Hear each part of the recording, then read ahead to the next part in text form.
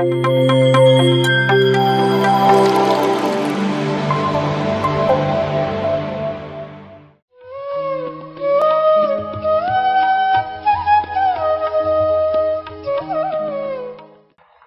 and first question. What is the difference between conscious and soul? Conscious and the soul, mind, అన్నీ ఒకటే. There is no difference. All one. This is యాక్చువల్గా 3 parts చెప్తే గుర్తుపెట్టుకోండి. నాతో పాటు చెప్పండి. పూర్ణాత్మ, ఆత్మ, జీవాత్మ. 3 గుర్తుపెట్టుకోండి, ఎందుకంటే కన్ఫ్యూజ్ లేకుండా. పూర్ణాత్మ అంటే పూర్ణమైపోయిన ఆత్మ, పరమాత్మ. ఓకే, పూర్ణాత్మ మీన్స్ పరమాత్మ. పరమాత్మ ఏం చేస్తుందంటే ఆత్మని సృష్టిస్తుంది. ఫర్ ఎగ్జాంపుల్ ఇది పరమాత్మ. ఓకే, పూర్ణాత్మ. ఈ పూర్ణాత్మ ఏం చేస్తుందంటే తనలో నుంచి ఒక స్పెక్ని రిలీజ్ చేస్తుంది, ఒక ఆత్మను రిలీజ్ చేస్తుంది. దాన్ని ఏమంటారంటే పుట్టిస్తుంది అనకూడదు, సృష్టిస్తుంది. జన్మించదు, విడిపోతుంది. ఓకే, అగ్నిలో నుంచి అగ్ని విడిపోయినట్లుగా విడిపోతుంది. Okay, this is purnatma, this is atma. ఇంకా పూర్ణాత్మతో పని లేదు, అది ఓన్లీ గైడెన్స్ ఓన్లీ. ఈ ఆత్మ లోపల ఉంటుంది. కాజుల వాళ్ళు అంటారు దాన్ని, మహాకారణ లోపల ఉంటుంది. ఉండి అక్కడే ఉంటే నేర్చుకోలేదు కదా. ఈ పూర్ణాత్మ ఏం చెప్తుందంటే నువ్వు కూడా నాలాగా ఎక్స్పాండ్ అవ్వాలి, నాలాగా నువ్వు కూడా పూర్ణాత్మాన్ని సాధించాలి అని చెప్తుంది. ఓకే, ఇది చెప్పిన తర్వాత ఈ ఆత్మ ఏం చేస్తుందంటే తనలో నుంచి ఒక చిన్న స్పెక్ రిలీజ్ చేస్తుంది. స్పెక్. ఓకే, దాని పేరు జీవాత్మ. ఓకే, ఈ స్పెక్ రిలీజ్ చేసి భూమి మీదకి ఏదో ఒక ప్లానెట్ మీదకి పంపిస్తుంది. అంటే దానికి బాడీ కావాలి కదా, ఒక బాడీలోకి దీన్ని పంపిస్తుంది. ఓకే, ఒక బాడీలో కొంతకాలం ఉండి ఆ బాడీతో అనుభవాలు పొంది ఈ అనుభవ జ్ఞానాన్ని అంతా తీసుకొని మరలా చనిపోతుంది. చనిపోయి వెళ్ళి ఆత్మలో పోసేస్తుంది. ఓకే, ఇలాగా ఇది అనేక జన్మలో వెళ్తూ వస్తూ వెళ్తూ వస్తూ వెళ్తూ వస్తూ ఆ నాలెడ్జి క్రమంగా ఫిల్ అవుతుంది. ఇలాగ అనేక ప్లానెట్స్, అనేక లైఫ్స్ తీసుకుంటుంది. ఇది ఒకేసారి అనేక జీవాత్మలు కూడా వెళ్తాయి. లాట్ ఆఫ్ జీవాత్మలు వెళ్ళొచ్చు, 1 వెళ్ళొచ్చు, 2 వెళ్ళొచ్చు, 5 వెళ్ళొచ్చు. That's not important. ఇలాగ వెళ్తూ కొంతకాలానికి ఇది కూడా పూర్ణాత్మ అవుతుంది. ఆత్మ ఏమవుతుంది? పూర్ణాత్మ అవుతుంది. కనుక మీరు ఇప్పుడు ఎవరు అంటే మీరు ఆత్మ. మీరేం చేశారు అంటే మీ లోపల నుంచి ఒక జీవుణ్ణి ఎర్త్ మీదకి పంపించారు. అంటే ఇది మీరు. ఓకే, ఇప్పుడు మీరు జాగృత అవస్థలో ఉన్నప్పుడు జీవాత్మ, ధ్యానంలోనో నిద్రలోనో ఉన్నప్పుడు ఆత్మ. 2 మీరే. ఇది మీరే, అది మీరే. జీవాత్మకి మైండ్ ఉంటుంది, ఆత్మకి కాన్షియస్ ఉంటుంది, చైతన్యము. మొత్తం కలిపి టోటల్గా చైతన్యము. ఇక్కడ ఆత్మ చైతన్యం అనొచ్చు, ఇక్కడికి వెళ్ళి ఉన్నది చైతన్యం అనొచ్చు. అంటే ఆత్మ తనలో నుంచి కొంత చైతన్యాన్ని కిందకు పంపించింది, మరలా తిరిగి తీసుకుంటుంది. మొత్తం మనమే. ఓన్లీ ಆತ್ಮ ಈಸ್ ಅವರ್ಸ್. ಸರ್ ಮೂರನ್ನ ಗುರ್ತಿಟ್ಕೊಳ್ಳಿ ಅಂತ ಹೇಳಿದ್ರು. ಯಾವ್ದಾವ್ದು ಹೇಳಿ? ಜೀವಾತ್ಮ. ಪೂರ್ಣಾತ್ಮ ಅಂದ್ರೆ ಪರಮಾತ್ಮ. ಪರಮಾತ್ಮನಿಂದ ಒಂದು ಆತ್ಮ ಇದನ್ನ ಹುಟ್ಟುತ್ತೆ ಅನ್ಬಾರ್ದು, ಇದು ಸೃಷ್ಟಿಸಲ್ಪಡುತ್ತೆ. ಹೇಗೆ ಒಂದು ದೀಪದಿಂದ ಇನ್ನೊಂದು ಪೋರ್ಷನ್ ಆಚೆ ಬರುತ್ತೋ ಹಾಗೆ ಸೃಷ್ಟಿಸಲ್ಪಡುತ್ತೆ. ಹಾಗೆ ಬಂದಾಗ ಆ ಪೂರ್ಣಾತ್ಮದ ಕೆಲಸ ಅಷ್ಟೇನೆ, ಅದು ಸಪ್ರೇಟ್ ಆಗಿ ಹೋಗುತ್ತೆ. ಈಗ ಈ ಆತ್ಮ, ಪೂರ್ಣಾತ್ಮ ಏನು ಹೇಳುತ್ತೆ ಆತ್ಮಕ್ಕೆ ಅಂದರೆ, ನೀನು ನನ್ನ ಹಾಗೆ ಪೂರ್ಣಾತ್ಮ ಆಗಬೇಕು ಅಂತ. ಇದು ಈ ಆತ್ಮ ಎಲ್ಲಿರುತ್ತೆ? ಒಂದು ಮಹಾಕಾರಣ ಲೋಕದಲ್ಲಿ ಇರುತ್ತೆ. ಆ ಆತ್ಮ ಹೇಗೆ ಕಲಿಬೇಕು? ಹಾಗಿದ್ರೆ ಹೇಗೆ ಪೂರ್ಣಾತ್ಮ ಆಗಬೇಕು? ಅದು ಕಲಿಬೇಕಲ್ವಾ? ಆ ಕಲಿಕೆಗಾಗಿ ಬೇರೆ ಬೇರೆ ಲೋಕಗಳಿಗೆ ಹೋಗುತ್ತೆ. ಹಾಗೆ ಆ ಆತ್ಮನಿಂದ ಸಪ್ರೇಟ್ ಆದ ಸೃಷ್ಟಿಸಲ್ಪಟ್ಟ ಇನ್ನೊಂದು ಪಾರ್ಟೇ ಜೀವಾತ್ಮ. ಆ ಜೀವಾತ್ಮವೇ ನಾವು ಈಗ ಇಲ್ಲಿರೋರು. ಆದರೆ ಅಟ್ ಎ ಟೈಮು ನಾವು ಆತ್ಮನೂ ಹೌದು, ಇಲ್ಲಿ ಜೀವಾತ್ಮನೂ ಹೌದು. ಜೀವಾತ್ಮದಲ್ಲಿ ಏನಿರುತ್ತೆ? ಮೈಂಡ್ ಇರುತ್ತೆ. ಆತ್ಮದಲ್ಲಿ ಕಾನ್ಷಿಯಸ್ನೆಸ್ ಇರುತ್ತೆ. ನಾವಿಲ್ಲಿ ಜಾಗೃತ ಸ್ಥಿತಿಯಲ್ಲಿ ಏನಿದ್ದೀವಿ ಇದು ಜೀವಾತ್ಮ, ಮೈಂಡ್ ಇದೆ. ನಾವು ನಿದ್ರೆಯಲ್ಲಿ ಧ್ಯಾನದಲ್ಲಿ ಏನಿರ್ತೀವಿ ಅದು ಆತ್ಮ, ಕಾನ್ಷಿಯಸ್. ಅಂದರೆ ಅದು ನಾವೇ, ಇದು ನಾವೇ. ಇಲ್ಲಿ ಹುಟ್ಟು ಸಾವು ಅಂದರೆ ಒಂದು ಜನ್ಮವನ್ನು ಪಡೆದು ಜ್ಞಾನವನ್ನು ಪಡೆದು ಆ ಜ್ಞಾನವನ್ನು ಆ ಅನುಭವಗಳನ್ನು ತಗೊಂಡೋಗಿ ಆ ಆತ್ಮನಿಗೆ ನಾವು ಸೇರ್ಕೋತೀವಿ, ಮತ್ತೆ ಹುಟ್ಟುತ್ತೀವಿ, ಮತ್ತೆ ಸೇರ್ಕೋತೀವಿ. ಹೀಗೆ ಜನನ ಮರಣದಿಂದ ಈ ಆತ್ಮ ಜ್ಞಾನವನ್ನು ಪಡ್ಕೊಂಡು ಈ ಆತ್ಮ ಕೂಡ ಪೂರ್ಣಾತ್ಮವಾಗುತ್ತೆ. ಹಾಗಾಗಿ ಆತ್ಮ ಜೀವಾತ್ಮ ಎರಡೂ ಕೂಡ ಚೈತನ್ಯವೇ, ಎಲ್ಲನೂ ಅದೇ, ನೀವೇ ಅದು. ಜಾಗೃತ ಅವಸ್ಥೆಯಲ್ಲಿ ಮನಸ್ಸಿರುತ್ತೆ, ಆತ್ಮದ ಸ್ಥಿತಿಯಲ್ಲಿ ಕಾನ್ಷಿಯಸ್ ಇರುತ್ತೆ. ಅರ್ಥ ಆಯ್ತಲ್ವಾ? ఇప్పుడు ఈ జీవాత్మ ఇలాగా ఈ జర్నీలో వెళ్ళే కొద్దికి ఆత్మ కాన్షియస్గా మారిపోతుంది. ఓకే, అప్పుడు దాకా ఆత్మ శైశవాత్మ, బాల్యాత్మ, యవ్వనాత్మ, ప్రౌఢాత్మ, వృద్ధాత్మ నుంచి వచ్చేటప్పుడు కాన్షియస్ ఎక్స్పాండ్ అవుతూ ఉంటుంది అనమాట. అప్పుడు దీన్ని ఆత్మ అనరు. పత్రిజీని ఆత్మ అనకూడదు, ఏమనాలి? కాన్షియస్నెస్ అనాలి. పూర్ణాత్మ వేరు, పూర్ణాత్మ సృష్టి రచన చేస్తుంటుంది. సో పరమాత్మ, పూర్ణాత్మ కాదు పరమాత్మ. సో పత్రిజీని కాన్షియస్నెస్ అనాలి. ఎందుకు కాన్షియస్నెస్ అని అంటే వాళ్ళ యొక్క చైతన్యం ఎక్స్పాండ్ అయిపోయింది. ఎప్పుడైతే కాన్షియస్ అయిపోయారో అంటే ట్రాన్స్ఫర్మేషన్ అంటారు దాన్ని. It's like a transformation. Soul కాన్షియస్నెస్గా ట్రాన్స్ఫర్మేషన్ అయినప్పుడు వాళ్ళకి అంతా తెలిసిపోతుంటుంది. ఓకే, అందుకే పత్రి గారు వచ్చారు, ఆయనకు అంతా తెలిసిపోతుంది. నువ్వు అబద్ధం చెప్తున్నావు, నిజం చెప్తున్నావు, నువ్వు ఎలా ఉన్నావు, నీ స్థాయి అంటే తెలిసిపోతుంది వాళ్ళకి కాన్షియస్నెస్. అందుకే కళ్ళలో చూస్తుంటాడు. పత్రిజీ కళ్ళలో ఎందుకు చూస్తారు అంటే నీ కాన్షియస్నెస్ని వాళ్ళు స్టడీ చేస్తుంటారు. సో కాన్షియస్నెస్ ఉన్నవాళ్ళు వాళ్ళకి ఏం చెప్పక్కర్లేదు, అవగాహన పెరిగిపోతూ ఉంటుంది. అందుకని సోల్, మైండ్, కాన్షియస్ అంతా ఒకటే. పువ్వు, మొగ్గ అండ్ పువ్వు వికసించాకే కదా స్మెల్ వస్తుంది, మొగ్గగా వాసన రాదు కదా, అలాగనమాట. మొత్తం పువ్వే, టోటల్ దాన్ని పూల చెట్టు అంటాం, ఫ్లవర్ అంటాం, మొగ్గ, పువ్వు. It's small difference. అలాగనమాట ಕಾನ್ಷಿಯಸ್ಗೆ ಸೋಲ್ಗೆ ಡಿಫರೆನ್ಸ್. ಪತ್ರಿ ಸರ್ ಇದ್ದಾರೆ, ಈಗ ಅವ್ರನ್ನ ಕಾನ್ಷಿಯಸ್ ಅಂತೀವಿ, ಸೋಲ್ ಅನ್ನಲ್ಲ. ಯಾಕೆ ಅಂದರೆ ಬಾಲ್ಯಾತ್ಮ, ಶೈಶವಾತ್ಮ, ಬಾಲ್ಯಾತ್ಮ, ಆ ಸ್ಥಿತಿಯಲ್ಲಿ ಆ ಆತ್ಮ ಏನಿರುತ್ತೆ ಅದು ಪ್ರತಿ ಸತಿ ಬಂದು ಇಲ್ಲಿ ಹುಟ್ಟಿ ಅನುಭವ ಪಡ್ಕೊಂಡು ಮತ್ತೆ ಹೋಗಿ ಮತ್ತೆ ಬಂದು ಮತ್ತೆ ಹೋಗಿ ಆ ಕಾನ್ಷಿಯಸ್ ಏನಿರುತ್ತೆ ಒಂದು ಶೈಶವಾತ್ಮದಲ್ಲಿರುತ್ತೆ ಕಾನ್ಷಿಯಸ್ಸು, ಆಮೇಲೆ ಬಾಲ್ಯಾತ್ಮ, ಆಮೇಲೆ ಯೌವನಾತ್ಮ, ಈ ಥರ ಬೆಳೆದು ಕೊನೆಗೆ ಪೂರ್ಣತ್ವವನ್ನು ಸಾಧಿಸುತ್ತೆ. ಆ ಪೂರ್ಣತ್ವದಲ್ಲಿ ಇದ್ದವರು ಪೂರ್ಣಾತ್ಮ, ಫುಲ್ಲು ಕಾನ್ಷಿಯಸ್ ಆಗಿದ್ದವರು ಪತ್ರಿಸರು. ಅದಕ್ಕೆ ಅವ್ರನ್ನ ಆತ್ಮ ಅಂತ ಕರೆಯಲ್ಲ ಅವರು. ಅದಕ್ಕೆ ನಮ್ಮನ್ನು ನೋಡಿದಾಗ ಕಣ್ಣಲ್ಲಿ ನೋಡೋರು, ಕಣ್ಣನ್ನು ನೋಡಿ ನಮ್ಮ ಆತ್ಮಸ್ಥಿತಿಯನ್ನು ನಾವು ಎಷ್ಟು ಕಾನ್ಷಿಯಸ್ನೆಸ್ಸಲ್ಲಿ ಇದ್ದೀವಿ ಅನ್ನೋದನ್ನು ಗುರುತಿಸೋರು. ಅವರಿಗೆ ಎಲ್ಲವನ್ನು ನಾವು ಹೇಳ್ಕೊಳ್ಳೋ ಅವಶ್ಯಕತೆ ಇರ್ತಿರ್ಲಿಲ್ಲ. ಇಲ್ಲಿ ಎಷ್ಟೋ ಜನಕ್ಕೆ ಅದು ಅನುಭವ ಆಗಿರ್ಬೋದು, ಅವ್ರು ನಮ್ಮ ಕಣ್ಣನ್ನೇ ನೋಡೋರು, ಅದು ಅವರಿಗೆ ಗೊತ್ತಾಗೋದು ನಮ್ಮ ಸ್ಥಿತಿ ಏನು ಅಂತ. ಇವಾಗ ಒಂದು ಹೂವಿದೆ, ಹೂವು ಅರಳುತ್ತೆ, ಮೊಗ್ಗಾಗಿರುತ್ತೆ, ಎರಡೂ ಹೂವೇ. ಈಗ ಮೊಗ್ಗಾಗಿದ್ದಾಗ ಒಂದು ಆತ್ಮ, ನಾವು ಮತ್ತೆ ಅರಳಿದಾಗ ಕಾನ್ಷಿಯಸ್ನೆಸ್, ಅರಳಿದಾಗ ಆ ಪೂರ್ಣತ್ವ ಆದಾಗಲೇ ಆ ಸುಗಂಧವನ್ನು ಬೀರಕ್ಕೆ ಸಾಧ್ಯ. ಇವಾಗ ಜೀವಾತ್ಮ ಅಂದರೆ ಮೈಂಡ್ ಇರುತ್ತೆ, ಮೊಗ್ಗು. ಆತ್ಮ ಅಂದರೆ ಅರಳಿರೋ ಹೂವು, ಅಲ್ಲಿ ಕಾನ್ಷಿಯಸ್ನೆಸ್ ಇರುತ್ತೆ. సో మహాభారతంలో కృష్ణుడు ముగ్గురిని చంపుతాడు, ఓన్లీ 3 మెంబర్స్. వాళ్ళు కర్ణుడు, భీష్ముడు, ద్రోణాచార్యుడు. ఓన్లీ 3 మెంబర్స్ని కృష్ణుడు ప్లాన్ చేసి చంపుతాడు, అధర్మంగా కూడా చంపుతాడు.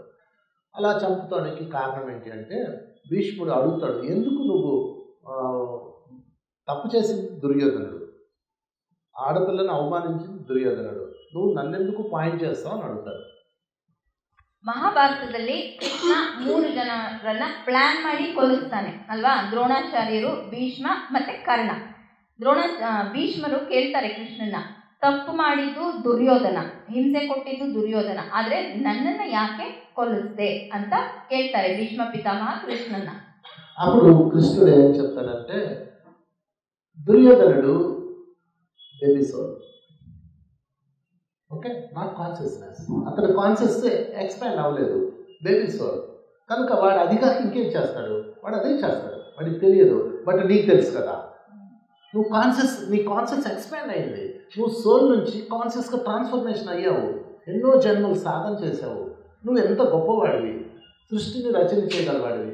అలాంటి వాడి నువ్వు ఎందుకు వాడి వైపు ఉన్నావు అంటే, మా నాన్నగారికి మాట ఇచ్చాను అంటాడు, మాట తప్పాలి అంటాడు, ధర్మం కోసం మాట తప్పాలి అంటాడు. దుర్యోధనుడితో భీష్ముడితో చెప్తాడు, అదేవిధంగా కర్ణుడితో చెప్తాడు, నువ్వెందుకు అతని వైపు ఉన్నావు, ఫ్రెండ్ కోసము అన్నాడు. ధర్మం కోసం మిత్రద్రోహం చెయ్యాలి అంటాడు. ధర్మం కోసం మాట తప్పచ్చు, ధర్మం కోసం పక్కకు పెట్టేయచ్చు, ధర్మం కోసం ఎవరినైనా ఎదిరించవచ్చు, ఓన్లీ ధర్మం కోసం.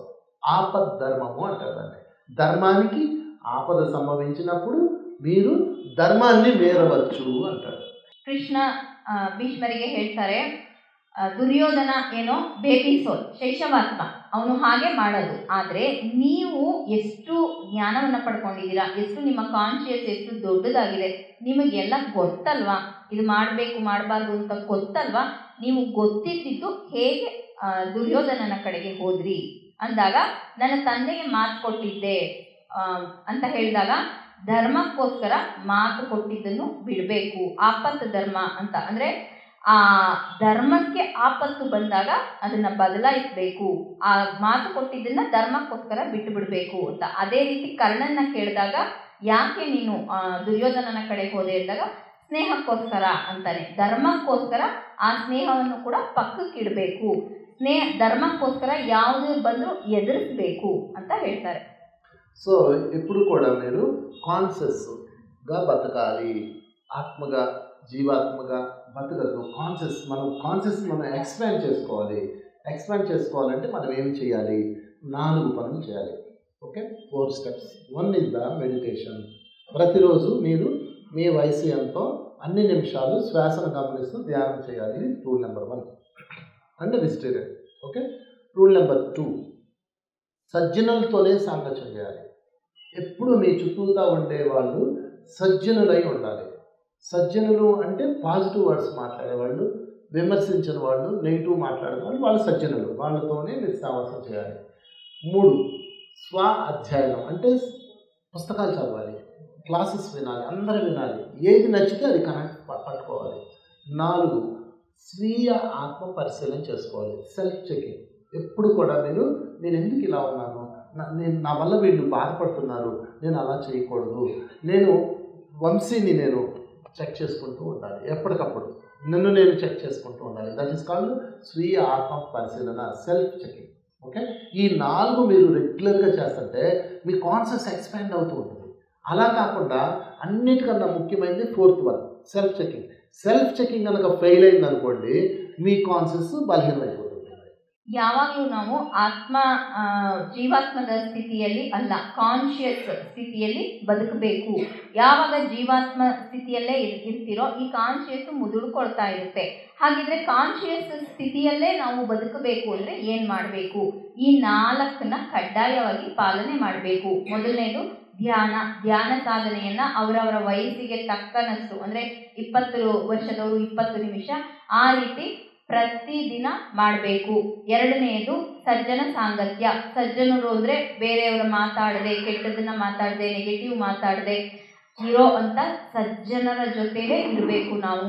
3ನೇಯದು ಸ್ವಾಧ್ಯಾಯ, ಜ್ಞಾನ ಕೊಡುವಂಥ ಪುಸ್ತಕಗಳನ್ನು ಓದಬೇಕು. 4ನೇಯದು ಸೆಲ್ಫ್ ಚೆಕ್, ಸ್ವಯಂ ಪರಿಶೀಲನೆ. ಇದು 4 ಇಂಪಾರ್ಟೆಂಟು. ಅದರಲ್ಲೂ 4ನೇಯದು ಸೆಲ್ಫ್ ಚೆಕ್ ತುಂಬ ತುಂಬ ತುಂಬ ಇಂಪಾರ್ಟೆಂಟು.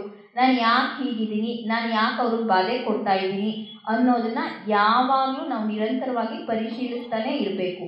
ಹಾಗಿದ್ದಾಗ ನಾವು ಕಾನ್ಷಿಯಸ್ ಲೆವೆಲ್ಗೆ ವಿಸ್ತಾರ ಆಗೋಕ್ಕೆ ಸಾಧ್ಯ ಆಗುತ್ತೆ. ಓಕೆ,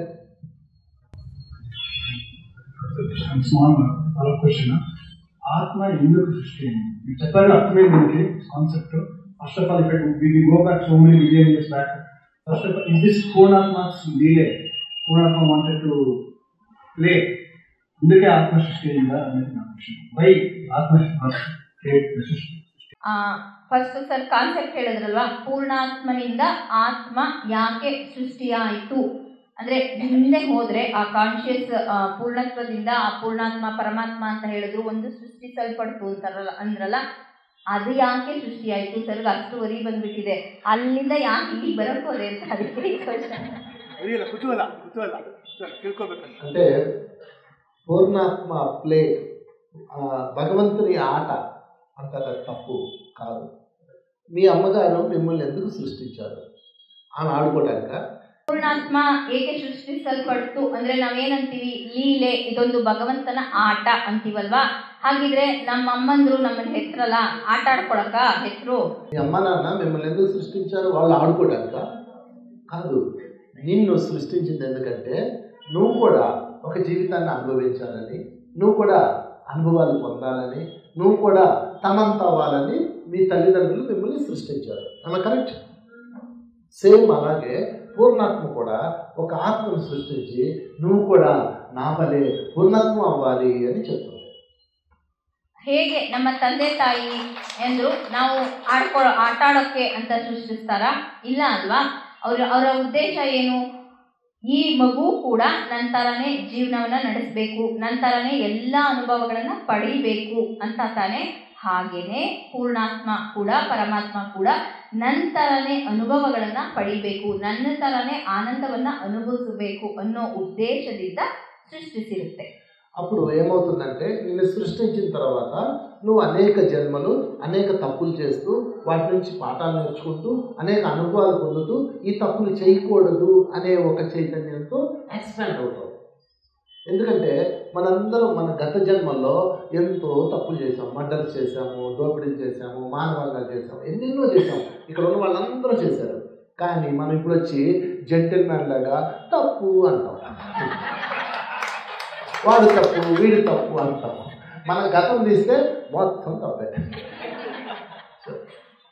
ಹಾಗೆ ಆ ಉದ್ದೇಶದಿಂದ ಏನು ಆತ್ಮ ಸೃಷ್ಟಿಯಾಯಿತು, ಆ ಆತ್ಮ ಜೀವಾತ್ಮದಿಂದ ಅನುಭವಗಳನ್ನ ಪಡ್ಕೊಂಡು ಎಷ್ಟೋ ತಪ್ಪುಗಳನ್ನ ಮಾಡಿಕೊಂಡು, ತಪ್ಪು ಮಾಡಿದ್ರೆ ಏನಾಗುತ್ತೆ ಅದನ್ನ ಹೇಗೆ ಸರಿ ಮಾಡ್ಕೋಬೇಕು ಅನ್ನೋ ಜ್ಞಾನವನ್ನು ಪಡ್ಕೊಂಡು ಎಷ್ಟೋ ಕೆಟ್ಟ ಕೆಲಸಗಳನ್ನ ನಾವಿಲ್ಲಿ ಮಾಡಿದ್ದೀವಿ. ಎಷ್ಟೋ ಜನ ದರೋಡೆಕೋರರು, ಕೊಲೆಗಡಕರು, ರೇಪಿಸ್ಟ್ಗಳು ಎಲ್ಲ ಆಗಿದ್ದು ಕೂಡ ಆಮೇಲೆ ಅದನ್ನ ಪಡ್ಕೊಂಡು ಹೀಗಿರಬಾರ್ದು ಅನ್ನೋ ಜ್ಞಾನವನ್ನ ಪಡ್ಕೊಂಡು ಈಗ ಈ ಜನ್ಮದಲ್ಲಿ ಬಂದಿದ್ದೀವಿ. ಆದರೆ ನಾವೇನು ಮಾಡ್ತೀವಿ, ಹಾಗಿರಬಾರ್ದು ಹೀಗಿರಬಾರ್ದು ಅಂತ ನಾವೇ ಉತ್ತಮರು ಅನ್ನೋ ರೀತಿ ಇರ್ತೀವಿ. ಆದರೆ ನಮ್ಮ ಗತವನ್ನು ನೋಡಿದ್ರೆ ನಾವೆಲ್ಲರೂ ತಪ್ಪು ಮಾಡಿಕೊಂಡೇ ಈ ಸ್ಥಿತಿಗೆ ಬಂದಿರೋದು. ಹಾಗಾಗಿ ಜಡ್ಜ್ ಮಾಡಬಾರ್ದು. ಹೋದ ಜನ್ಮದ ಕರ್ಮ ಅಂತಾರಲ್ವಾ, ಅದಿದೆಯಾ? ಹೋದ ಜನ್ಮದ ಕರ್ಮದು ಈ ಜನ್ಮದಲ್ಲಿ ನಾವು ಅನುಭವಿಸ್ತಾ ಇದ್ದೀವಿ ಅಂತೀವಲ್ಲ, ಅದು ನಾವು ಈಗ ಅನುಭವಿಸ್ಬೇಕಾ? పోయిన నెల బాకీ చేశారు మీరు, ఈ నెల తీరుస్తారా తీర్చరా? చిన్నప్పుడు బాకీ చేసి ఆ ఊరు నుంచి వచ్చేసారు, బ్యాంకులో లోన్ తీసుకొని వదిలేసి వచ్చేసారు. మళ్ళా మీ దగ్గరికి వాళ్ళు వచ్చి అడుగుతారా అడగరా? సేమ్ అన్న చిన్నప్పుడు అండి, పోయిన నెల అండి, నేను కాదండి అంటే వదులుతారా? అలాగే ప్రతి ఒక్కరూ ఒక ఆత్మ, పైన ఉన్న ఆత్మ ఇది ఉంది కదా, ఈ ఆత్మ ఏం చేస్తుందంటే, ఇది ట్రాన్స్ఫర్, ఆత్మ ఏం చేస్తుందంటే జీవాత్మని కింద పంపిస్తుంది. ఏ పర్పస్తో పంపించింది? లెర్నింగ్ పర్పస్తో పంపించింది. లెర్నింగ్ చేస్తూ చేస్తూ వీడు అనుభవాలు పొందుతూ పొందుతూ తన అనుభవాలకి మరొకళ్ళు అడ్డొస్తున్నారన్న అసూయ ద్వేషాలతో పక్కవాడిని మోసం చేస్తూ దోచుకుంటూ హింసిస్తూ ఉంటాడు. అప్పుడు యూనివర్స్ ఏం చేస్తుందంటే, నువ్వు అనుభవాలు పొందు అంతవరకు ఓకే, కానీ హింస చేయకూడదు, చేసావు కాబట్టి నువ్వు దానికి సమాధానం, నేచర్కి ఆన్సర్ ఇవ్వాలి అని చెప్పి దీనికి చెప్తుంది. దీనికి చెప్పదు, కిందోడికి చెప్పదు, వీడికే చెప్తుంది. ఓకే, ఇప్పుడు మీ అబ్బాయి పక్కింటికి వెళ్ళి గ్లాసులన్నీ పాల్గొట్టాడు, చిన్న బాబు. ఎవరిని అడుగుతారు? తల్లిని అడుగుతారు కదా, అలాగనమాట. సో దీనికి చెప్తారు, నువ్వు కిందకి వెళ్ళి కోడిని తిన్నావు, మేకను తిన్నావు, మనిషిని చంపావు, దోచుకున్నావు కదా, ఆ బాధ వాళ్ళు పడ్డారు కదా, ఎందుకు అలా చేశావు, వాళ్ళ బాధ ఎలా ఉంటుందో తెలుసా అని దీనికి చూపిస్తారు. వాళ్ళ పెయిన్ బాడీని దీనికి చూపిస్తారు. అందుకే వాళ్ళలాంటి బాధ మీరు అనుభవిస్తే మీకు జ్ఞానం వస్తుంది. కనుక నువ్వు మళ్ళా కిందకి వెళ్ళు, ఈసారి నువ్వు రివర్స్లో పెడతారు. అంటే బాధ పెట్టేవాడి ప్లేస్లో ఉన్న నిన్ను బాధపడేవాడి ప్లేస్లో పెడతారు. అప్పుడు నీకు ఒక నాలెడ్జ్ వస్తుంది, దీనికి ఒక నాలెడ్జ్ వస్తుంది. అందుకని ఇదేం చేస్తారంటే ఈసారి జన్మలో బాధ అనుభవించడానికి పంపిస్తుంది. ఓన్లీ పర్పస్ బాధ అనుభవించడమే. అందుకనే రకరకాల మనుషులు, రకరకాల ఇబ్బందులు పెట్టేవాడితో మీరు వస్తారు. ఈ అనుభవించేటప్పుడు అబ్బా అబ్బా అంటారు కదా, రికార్డ్ అవుతుంది. ఇదంతా ఎక్స్పీరియన్స్ అంతా తీసుకెళ్తారు. అప్పుడు తర్వాత జన్మల్లో ఇంకెవరిని బాధ పెట్టకూడదని నాలెడ్జ్ వస్తాయి. అందుకని కర్మ అన్నది శిక్ష కాదు, శిక్షణ. ಇವಾಗ ಬ್ಯಾಂಕಲ್ಲಿ ಒಂದು ಸಾಲ ತಗೊಂಡಿರ್ತೀವಿ. ಇವಾಗ ಸಾಲ ಕಟ್ಟಿಲ್ಲ ಅಂದ್ರೆ ಅವ್ರು ಬಿಡ್ತಾರಾ? ಇಲ್ಲ ನಾವು ಯಾವಾಗಲೂ ಸಾಲ ತಗೊಂಡಿದ್ದೀವಿ ಇವನ್ ನಾವು ಕಟ್ಟೋದಿಲ್ಲ ಅಂದರೆ ಬಿಡೋದಿಲ್ಲ, ಆ ಒಂದು ಸಾಲ ನಾವು ತೀರಿಸಲೇಬೇಕು ಅಂತ ಒಂದು ಎಕ್ಸಾಂಪಲ್ ತೋರಿಸಿದ್ರು. ಈಗ ಮೇಲೆ ಅಲ್ಲಿ ಅಂದರೆ ಒಂದು ಜನ್ಮದಲ್ಲಿ ನಾವು ಬಂದುಬಿಟ್ಟು ಒಬ್ಬರಿಗೆ ಕಷ್ಟ ಕೊಟ್ಟಿರ್ತೀವಿ. ಯಾವ ರೀತಿ ಕಷ್ಟ ಕೊಟ್ಟಿರ್ತೀವಿ ಅಂತ ಹೇಳಿದ್ರೆ ಆ ನೋವು ಇನ್ನೊಬ್ಬರು ತಗೋತಾ ಇರ್ತಾರೆ. ಅದೆಲ್ಲ ನಮಗೆ ಮೇಲೆ ಅಲ್ಲಿ ನೋಟಾಡ್ತಿರುತ್ತೆ. ಮತ್ತು ನಮ್ಮ ಒಂದು ಮರಣದ ನಂತರ ನಾವು ಅಲ್ಲಿಗೆ ಹೋದರೆ ಅಲ್ಲಿ ನಮಗೆ ಒಂದು ಚಿತ್ರಣ ತೋರಿಸ್ತಾರೆ, ನಾವು ಅಲ್ಲಿ ಕೆಳಗಡೆ ಏನೆಲ್ಲ ಮಾಡಿ ಬಂದಿದ್ದೀವಿ, ಯಾರಿಗೆಲ್ಲ ಅನ್ಯಾಯ ಮಾಡಿ ಬಂದಿದ್ದೀವಿ ಅಂತ ಹೇಳಿ. ಆವಾಗ ಏನು ಮಾಡ್ತಾರೆ, ನಾವು ಯಾರಿಗೆಲ್ಲ ನೋವು ಕೊಟ್ಟಿದ್ದೀವೋ ನಾವು ತಗೊಳ್ಳೋ ರೀತಿ ನಮ್ಮನ್ನು ಭೂಮಿ ಮೇಲೆ ಇನ್ನೊಂದ್ಸಲ ಕಳಿಸ್ತಾರೆ.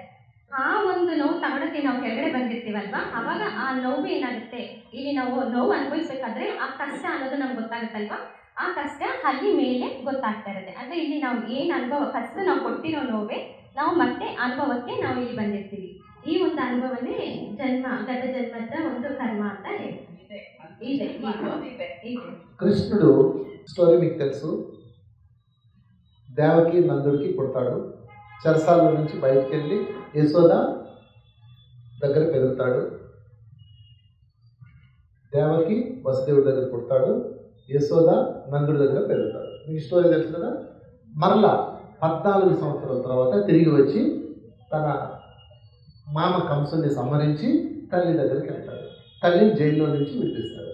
విడిపించినప్పుడు ఆ తల్లి ఒక ప్రశ్న అడుగుతుంది, కృష్ణ నువ్వు పవర్ఫుల్ మ్యాన్ కదా, నువ్వు దేవుడు కదా, చిన్నప్పుడే ఎంతోమంది రాక్షసులను సంహరించావు కదా, మరి నువ్వు నా దగ్గరకు వచ్చి విడిపించడానికి 14 సంవత్సరాలు ఎందుకు టైం తీసుకున్నావు, అప్పుడే వచ్చి నన్ను ఈ బాధలో నుంచి విడిపించవచ్చు కదా అని అడుగుతుంది. ఈ కంసుడు దుర్మార్గుడు అని చెప్తుంది. అప్పుడు ఆయన చెప్తాడు, కంసుడు పాత్రధారి, సూత్రధారి నువ్వే అని చెప్తాడు. ఎలాగా, నువ్వు నీ పాస్ట్ లైఫ్లో నువ్వు కైకవి, నువ్వు నీ కొడుకు కోసం, నీ కొడుకు సంతోషం కోసం మరొకరికి కౌసల్యాదేవికి కొడుకుని అంటే శ్రీరాముడిని దూరం చేశావు. ఓకే, ఆ 14 సంవత్సరాలు ఆ తల్లి ఎంతో బాధపడింది. ఆ తల్లి బాధని నువ్వు అనుభవించడం కోసం నువ్వు 14 సంవత్సరాల వర్క్ టాస్క్ తెచ్చుకున్నావు. కంసుడు కేవలం పాత్రధారి, నువ్వే సూత్రధారి అని చెప్తాడు. మరి ఆ కౌసల్య ఎవరు అంటే ఆ యశోదానే కౌసల్య. ఆ 14 సంవత్సరాలు తన దుఃఖాన్ని మర్చిపోవడానికి నువ్వు నీ గర్భాన్ని ఆమెకి ఇచ్చావు అని చెప్తాడు. ಕೃಷ್ಣನ ಒಂದು ಎಕ್ಸಾಂಪಲ್ ಹೇಳಿದ್ದಾರೆ ಸರ್. ಮಗು ಕೃಷ್ಣ ಜನಿಸಿದ ಮೇಲೆ ಅಂದರೆ ತಾಯಿಯಿಂದ ಮಗು ದೂರ ಆಗುತ್ತೆ 14 ವರ್ಷ. ಆ 14 ವರ್ಷದಲ್ಲಿ ಕಂಸನ ಬಂದು ಅಂದರೆ ಸಾಯಿಸಿ ಆ ಒಂದು ಇದರಲ್ಲಿ ತಾಯಿ ಮತ್ತು ಮಗ ದೂರದಲ್ಲಿರ್ತಾರೆ. ಅದೆಲ್ಲ ಮಾಡಿ ನೆಕ್ಸ್ಟ್ ಅವರು ಮತ್ತೆ ತಾಯಿನ ಭೇಟಿ ಆಗೋದಕ್ಕೆ ಅಂತ ಹೋಗ್ತಾರೆ. ಆವಾಗ ದೇವರಿಗೆ ಕೇಳ್ತಾರೆ, ಕೃಷ್ಣ ನೀನೊಂದು ದೈವ ತತ್ವ ಅಲ್ವಾ, ಆ ರೀತಿ ಇರಬೇಕಾದ್ರೆ ನಿಮಗೆ ಈ 14 ವರ್ಷ ಏನು ಬೇಕಿತ್ತು, ನೀನು ಆವಾಗಲೇ ಈ ಸಂಹರಣ ಮಾಡಿಬಿಟ್ಟು ನನ್ನ ಬಂದು ಸೇರ್ಬೋದಿತ್ತಲ್ವಾ ಅಂತ ತಾಯಿ ಮಗನ ಕೇಳ್ತಾರೆ. ಆವಾಗ ಕೃಷ್ಣ ಹೇಳ್ತಾರೆ, ಇದಕ್ಕೆ ಮೈನ್ ಸೂತ್ರಧಾರಿನೇ ನೀವೇ, ಪಾತ್ರಧಾರಿ ಕಂಸ ಅಷ್ಟೇನೆ. ಅದಕ್ಕೋಸ್ಕರ ಈ ಒಂದು ಕರ್ಮ ಯಾವ ರೀತಿ ಅಂದರೆ, ಇವರು ಕೃಷ್ಣ ಬಂದ್ಬಿಟ್ಟು ರಾಮನ ಅವತಾರದಲ್ಲಿ ಇರಬೇಕಾದ್ರೆ ಕೈ ಪಾತ್ರ ಬಂದು ದೇವಕಿ ವಹಿಸ್ಕೊಂಡಿರ್ತಾರೆ. ಅಂದರೆ ಅಲ್ಲಿ ರಾಮನ ಬಂದ್ಬಿಟ್ಟು ಕೌಸಲ್ಯ ಮಾತೆಯಿಂದ 14 ವರ್ಷ ದೂರ ಮಾಡಿರೋದು. ಆ ಕಾರಣಕ್ಕಾಗಿ ಆ ಶಿಕ್ಷೆ ನಿಮಗೆ ಈ ಜನ್ಮದಲ್ಲಿ ಸಿಕ್ಕಿದೆ ಅಂತ ಕೃಷ್ಣ ವಿವರಣೆ ಕೊಡ್ತಾರೆ. ಅಲ್ಲಿ ಯಶೋದೆ ಜಾಗದಲ್ಲಿ ಯಾರಿದ್ದಾರೆ ಅಂದರೆ ನಮ್ಮ ಕೌಸಲ್ಯ ಜಾಗದಲ್ಲಿ ಯಶೋದೆ. ಆ ಒಂದು ಕಾರಣಕ್ಕಾಗಿ ಅಲ್ಲಿ 14 ವರ್ಷ ತಾಯಿ ಯಾವ ರೀತಿ ದೂರ ಇತ್ತು, ಈ 14 ವರ್ಷ ನಾನು ನನ್ನ ತಾಯಿ ಜೊತೆ ಯಶೋದ జೊತೆ ಬೆಳೆದಿದ್ದೀನಿ ಅಂತ ఎగ్జాంపుల్ ಹೇಳ್ತಾರೆ. మళ్ళా ఆమె ఇంకొక ప్రశ్న అడుగుతుంది, మరి నాకు 8 మంది బిడ్డలు పుట్టి చనిపోయారు, 8వ బిడ్డ నువ్వు, 7 బిడ్డల్ని గోడకు కొట్టి చంపేశారు కంసుడు. తెలుసు కదా స్టోరీ. నా కళ్ళ ముందే నా బిడ్డలు చనిపోతే అది అంత బాధ నేను ఎందుకు పడ్డాను అని అడుగుతుంది. అప్పుడు చెప్తాడు, ఇక్కడ నుంచి కొన్ని వేల జన్మల క్రితం నువ్వు తిది అతిథి అన్న బ్రదర్స్ అన్న సిస్టర్వి, తిది అతిథి అన్న 2 ఉంటారు. తెలుసు కదా మీకు. నీ సిస్టర్ యొక్క గర్భాన్ని నీ యొక్క లాభం కోసం నాశనం చేసావు. ఆమెకు పుట్టిన 9 సంతానాన్ని నువ్వు నాశనం చేసావు. కనుక ఆ 100 సంవత్సరాల క్రితం ఉన్న కర్మని, క్రితం జన్మల్లో ఉన్న కర్మని కలిపి ఈ జన్మలో తెచ్చుకున్నావు అని చెప్తారు. ಅಲ್ಲಿ ಅವಾಗ ದೇವಕಿ ಬಂದ್ಬಿಟ್ಟು ಕೃಷ್ಣನ ಒಂದು ಪ್ರಶ್ನೆ ಕೇಳ್ತಾರೆ. ಓಕೆ, ನೀವು 8ನೇ ಮಗು ಕೃಷ್ಣ, ಇನ್ನು 7 ಜನ ಮಗು ಹುಟ್ಟಿದ ತಕ್ಷಣ ಅವರ ಕಂಸ ಅವ್ರು ಏನ್ ಮಾಡ್ತಾರೆ ಅಂದ್ರೆ ಗೋಡೆ ಹೊಡ್ಬಿಟ್ಟು ಮಗುನ ಸಾಯಿಸಿರ್ತಾರೆ. ಆ ನೋವು ಆ ತಾಯಿ ವಹಿಸಿರ್ತಾರೆ. ಅದರಿಂದ ಈ ರೀತಿ ನೋವು ನಾನು ಪಡೆಯೋದಕ್ಕೆ ಕಾರಣ ಏನು ಅಂತ ಕೃಷ್ಣನ ಕೇಳಬೇಕಾದ್ರೆ ಆವಾಗ ಕೃಷ್ಣ ಹೇಳ್ತಾರೆ, ನೀನು ಗತ ಜನ್ಮದಲ್ಲಿ ಹಿಂದೆ ಎಷ್ಟೋ 100 ಸಂವತ್ಸರ ಅಂದ್ರೆ ವರ್ಷಗಳ ಹಿಂದೆ ಆ ಒಂದು ಜನ್ಮದಲ್ಲಿ ತಿಥಿ ಅತಿಥಿ ಅಂತ ಆ ರೀತಿ ಒಂದು ಗರ್ಭದಲ್ಲಿ ಹುಟ್ಟಿರೋ ಮಕ್ಕಳನ್ನ ನೀನು ಸಾಯಿಸಿದೀಯಾ. ಆ ಒಂದು ಕರ್ಮ ಮತ್ತೆ ಇತ್ತೀಚಿನ ಕರ್ಮಗಳು ಎಲ್ಲ ಸೇರಿ ನಿನಗೆ ಆ ನೋವು ಕಾಣ್ತಿದೆ. ఆ గత జన్మద కర్మవే నేను ఇవాగ అనుభవించిరదు ಅಂತ దేవతకి కృష్ణ వివరణ కొడతారు. అప్పుడు ఆమె అడుగుతుంది, ఎన్నో వందల జన్మల సంవత్సరాల క్రితం చేసిన ఆ కర్మ, ఈ జన్మలో క్రితం జన్మలో చేసిన ఈ కర్మ ఇప్పుడు ఎందుకు తెచ్చుకున్నాను అని అడుగుతుంది. అప్పుడు చెప్తాడు కృష్ణుడు, నువ్వు ఇప్పుడే అంత శక్తి సంపాదించుకున్నావు కనుక అప్పుడు నువ్వు దాన్ని తట్టుకోలేవు. ఇప్పుడు నువ్వు మహాశక్తిని సంపాదించుకున్నావు అంటే నీ ఆత్మ దానిని భరించగల స్థాయి ఇప్పుడు వచ్చింది కాబట్టి అన్ని కర్మల్ని ఇప్పుడు తెచ్చుకున్నావు, నీకు ఇది ఆఖరి జన్మ అని చెప్తారు. ಅವಾಗ ಕೃಷ್ಣ ಹೇಳ್ತಾರೆ, ಅಂದ್ರೆ ಇವರು ದೇವಕಿ ಕೇಳ್ತಾರೆ, ಇದು 100 ಜನ್ಮಗಳ ಹಿಂದಿನ ಒಂದು ಕರ್ಮ ಹಾಗೂ ಇತ್ತೀಚಿನ ಕರ್ಮ ಎರಡೂ ಸೇರಿ ನನಗೆ ಈ ಥರ ಕೊಟ್ಟಿದ್ದೀರಲ್ಲ, ಅದೆಲ್ಲ ಏನು ನನಗೆ ಬರಬೇಕು ಅಂತ ಕೇಳಿದ್ರೆ ಅವಾಗ ಹೇಳ್ತಾರೆ, ಇಷ್ಟು ದಿನ ನಿನ್ನ ಆತ್ಮ ಅಷ್ಟೆಲ್ಲ ಕಷ್ಟಗಳು ಪಡೆಯೋ ಶಕ್ತಿ ಇರಲಿಲ್ಲ, ಆದರೆ ಈ ಒಂದು ಜನ್ಮದಲ್ಲಿ ಆ ಶಕ್ತಿಯೆಲ್ಲ ತಗೊಂಡು ಆ ನೋವೆಲ್ಲ ನಾನು ಕಳ್ಕೊಂಡು ಬರ್ತೀನಿ ಅಂತ ನೀನೇ ಕೇಳ್ಕೊಂಡು ಬಂದಿದೀಯಾ ಅಂತ ವಿವರಣೆ ಕೊಡ್ತಾರೆ.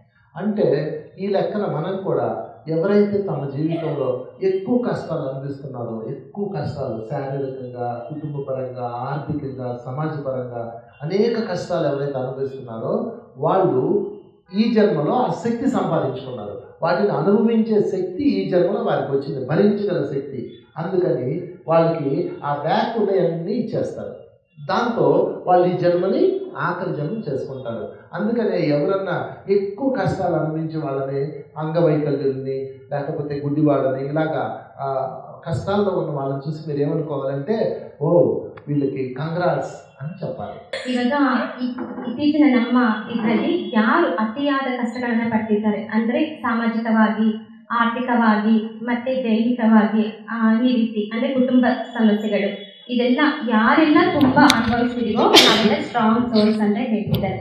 ಅಂದ್ರೆ ನಾವು ತುಂಬಾ ಶಕ್ತಿಯುತವಾಗಿ ಈ ಭೂಮಿ ಮೇಲೆ ಜನನ ಪಡೆದಿದ್ದೀವಿ ಅಂತ ಹೇಳಿ.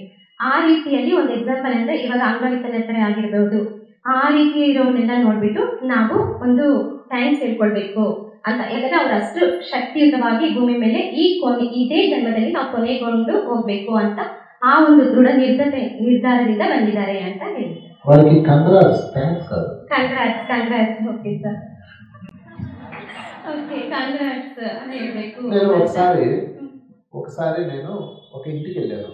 ఆ ఇంట్లో భోజనం తింటున్నా. ఆ ఇల్లాలు వచ్చి వాళ్ళ అబ్బాయిని, వాళ్ళ మామగారిని అందరినీ పరిచయం చేసింది. వాళ్ళ హస్బెండ్ లేడు. నేను అడిగాను, మీ హస్బెండ్ ఏది అన్నాను. అతను లేరండి, చనిపోయారండి అని చెప్పింది. అప్పుడు నేను వెంటనే కంగ్రాచులేషన్స్ అన్నా. అనగానే ఆమె ఆశ్చర్యపోయింది. ఎందుకని ఎవరైనా మా హస్బెండ్ చనిపోయారండి, ఒక 4 years అయిపోయిందండి అని చెప్తే వెంటనే ఏమంటావు, సారీ, అయ్యో పాపం, అయ్యో సారీ అంటాం. నేను సారీ అన్నా, కంగ్రాచులేషన్స్ అన్నా. అనగానే ఆమె షాక్ అయింది. కంగ్రాచులేషన్స్ ఫస్ట్ టైం అన్నారు, ఎందుకు అన్నారు అందే. ఇప్పుడు కరణం మల్లేశ్వరి ఉంది. కరణం మల్లేశ్వరి తెలుసు కదా, ఆమె వెయిట్ లిఫ్ట్ చేస్తుంది. ఇలా లిఫ్ట్ చేస్తే మీరు ఏమంటారు, అయ్యో పాపం అంటారా, కంగ్రాట్స్ అంటారా? కంగ్రాట్స్ అంటారు. అప్పుడు నేను కూడా కంగ్రాట్స్, జీవితం అన్న వెయిట్ నువ్వు లిఫ్ట్ చేస్తున్నావు, భర్త లేకుండా పిల్లల్ని పెంచి పెద్ద చేయాలి, ఛాలెంజ్ చేసావు, తీసుకున్నావు, అంత పెద్ద కర్మని ధైర్యంగా తెచ్చుకున్నావు కనుక నీకు కంగ్రాట్స్ అని చెప్పాను. ఓకే, ఆమె చాలా హ్యాపీ అయిపోయింది. ಸರ್ ಒಬ್ರು ಮನೆಗೆ ಹೋಗಿದ್ರಂತೆ. ಅಲ್ಲಿ ಅವರು ಅವ್ರ ಮಗನ ಮತ್ತೆ ಅವರ ತಮ್ಮನೆಲ್ಲ ಇಂಟ್ರೊಡ್ಯೂಸ್ ಮಾಡಿಕೊಡ್ತಾರೆ. ಆವಾಗ ಸರ್ ಹೇಳಿದ್ದಾರೆ, ಎಲ್ಲಿ ಹಸ್ಬೆಂಡ್ ಇಲ್ಲ ಅಂದರೆ ಅವರು ಹೇಳಿದ್ರು, ಇಲ್ಲ ಅವರು ತೀರ್ಕೊಂಡು 4 ವರ್ಷ ಆಯಿತು ಅಂತ. ಸರ್ ಅದಕ್ಕೆ ಕಂಗ್ರಾಟ್ಸ್ ಅಂತ ಹೇಳಿದ್ದಾರೆ. ಅವ್ರು ಫುಲ್ಲು ಶಾಕ್ ಆಯ್ತಂತೆ, ಏನು ಇಲ್ಲಿ ಕಂಗ್ರಾಟ್ಸ್ ಹೇಳ್ತಿದ್ದಾರೆ ಅಂತ. ಅದಕ್ಕೆ ಅಂದರೆ ಅವರು ಎಷ್ಟು ಒಂದು ಎಕ್ಸಾಂಪಲ್ ಕೊಡ್ತಾರೆ, ಮಲ್ಲೇಶ್ವರಿ ಅವರು ವೆಯ್ಟ್ ಲಿಫ್ಟ್ ಮಾಡ್ತಾರಲ್ವಾ, ಅವ್ರಿಗೆ ಎಷ್ಟು ಶಕ್ತಿಯುತ ಆ ವೆಯ್ಟ್ ಲಿಫ್ಟ್ ಮಾಡಬೇಕಾದ್ರೆ ನಾವು ಅಯ್ಯೋ ಅಂತ ಹೇಳ್ತೀವ, ಇಲ್ಲ ಕಂಗ್ರಾಟ್ಸ್ ಅಂತ ಹೇಳ್ತೀವಲ್ಲ, ಆ ರೀತಿ ಆ ಒಂದು ನೋವನ್ನು ಆ ಮಕ್ಕಳಿಗೆ ಒಂದು ಎಜುಕೇಷನ್ ರೀತಿ ಬೆಳೆಸ್ತಾರಲ್ವ, ಆ ಒಂದು ಕಾರಣಕ್ಕಾಗಿ ಅವರು ಆ ಒಂದು ಶಕ್ತಿನ ತಗೊಂಡು ಬಂದಿದ್ದಾರೆ. ಗಂಡ ಇಲ್ಲ ಅಂದ್ರೂ ಎಲ್ಲ ಇವರೇ ಕೆಲಸ ಮಾಡ್ಕೊಳ್ಳೋ ಥರ ಆ ಒಂದು ಬಂದಿದ್ದಾರೆ ಅಂತೇಳಿ ಆ ಒಂದು ದೇಶಕ್ಕೆ ಇವರು ಕಂಗ್ರಾಟ್ಸ್ ಅಂತ ಹೇಳಿದ್ದಾರೆ ಸರ್. నాకు ఒక శిష్యుడు ఉన్నాడు, ఈవిలాంటి వాడు నేను ఫాలో అవుతూ ఉంటాడు అనమాట. నేను ఏం చెప్తే అది కాపీ కొట్టేస్తుంటాడు. కాపీ వాడు ఏం చేశాడు, ఒకసారి మేము ఒక ఇంటికి వెళ్ళాం, వాళ్ళ భర్త చనిపోయాడు. ఓకే, వాళ్ళ భర్త చనిపోయాడు, బాడీ ఇక్కడ ఉంది. ఓకే, అందరూ ఏడుస్తూ ఉన్నారు, ఆమె కూడా ఏడుస్తూ ఉంది. నేను వెళ్ళి ఆమె ఇంకెలా చూసి దండేసి నమస్కారం పెట్టి కూర్చున్నా. వీడేం చేశాడు, వెళ్ళి మేడం కంగ్రాచులేషన్స్ ఆమె లాగ్ కొట్టింది. వాడు చెప్పుడు నా దగ్గరకు వచ్చి, సార్ నేను చెప్తే హ్యాపీ అయ్యింది, ఆమె ఏం చెప్తే కొట్టిందంటే సిచ్యువేషన్ ఫాలో అవ్వరా అని చెప్పాను. కాపీ కొట్టినా కళాత్మకంగా కొట్టాలి. ಸರ್ ನನ್ನ ಒಂದು ಎಕ್ಸಾಂಪಲ್ ಹೇಳಿದ್ರು. ನಾನು ಸರ್ನ ಫಾಲೋ ಅವ್ರು ಏನು ಹೇಳಿದ್ರು ನಾನು ಅದನ್ನೇ ಚಾಚು ತಪ್ಪದೆ ಮಾಡ್ತಿರ್ತೀನಿ. ಅದಕ್ಕೋಸ್ಕರ ನನ್ನೊಂದು ಎಕ್ಸಾಂಪಲ್ ಹೇಳಿರೋದು. ಸರ್ ಒಂದು ಮರಣಕ್ಕೆ ಹೋಗಿದ್ದಾರೆ, ಗಂಡ ತೀರ್ಕೊಂಡ್ಬಿಟ್ಟಿದ್ದಾರಂತೆ. ಆ ಟೈಮಲ್ಲಿ ಹೆಂಡತಿ ಆದವಳು ಹಾಡ್ತಿದ್ದಾರೆ. ಸರ್ ಹೋಗ್ಬಿಟ್ಟು ಸಮಾಧಾನ ಮಾಡಿಬಿಟ್ಟು ಕೂತಿದ್ದಾರೆ. ಅಲ್ಲಿ ಇನ್ನೊಬ್ರು ಬಂದ್ಬಿಟ್ಟು ಏನು ಮಾಡಿದ್ದಾರೆ, ಕಂಗ್ರ್ಯಾಚುಲೇಷನ್ ಅಂತ ಅಲ್ಲಿ ಹೇಳಿದ್ದಾರೆ ಅವ್ರಿಗೆ. ಅವಾಗ ಅಂಟಿರ್ತಾರಲ್ಲ ಹೆಂಡತಿ, ಕೆನ್ನೆಗೊಂದು ಬಾರಿಸಿದ್ದಾರೆ.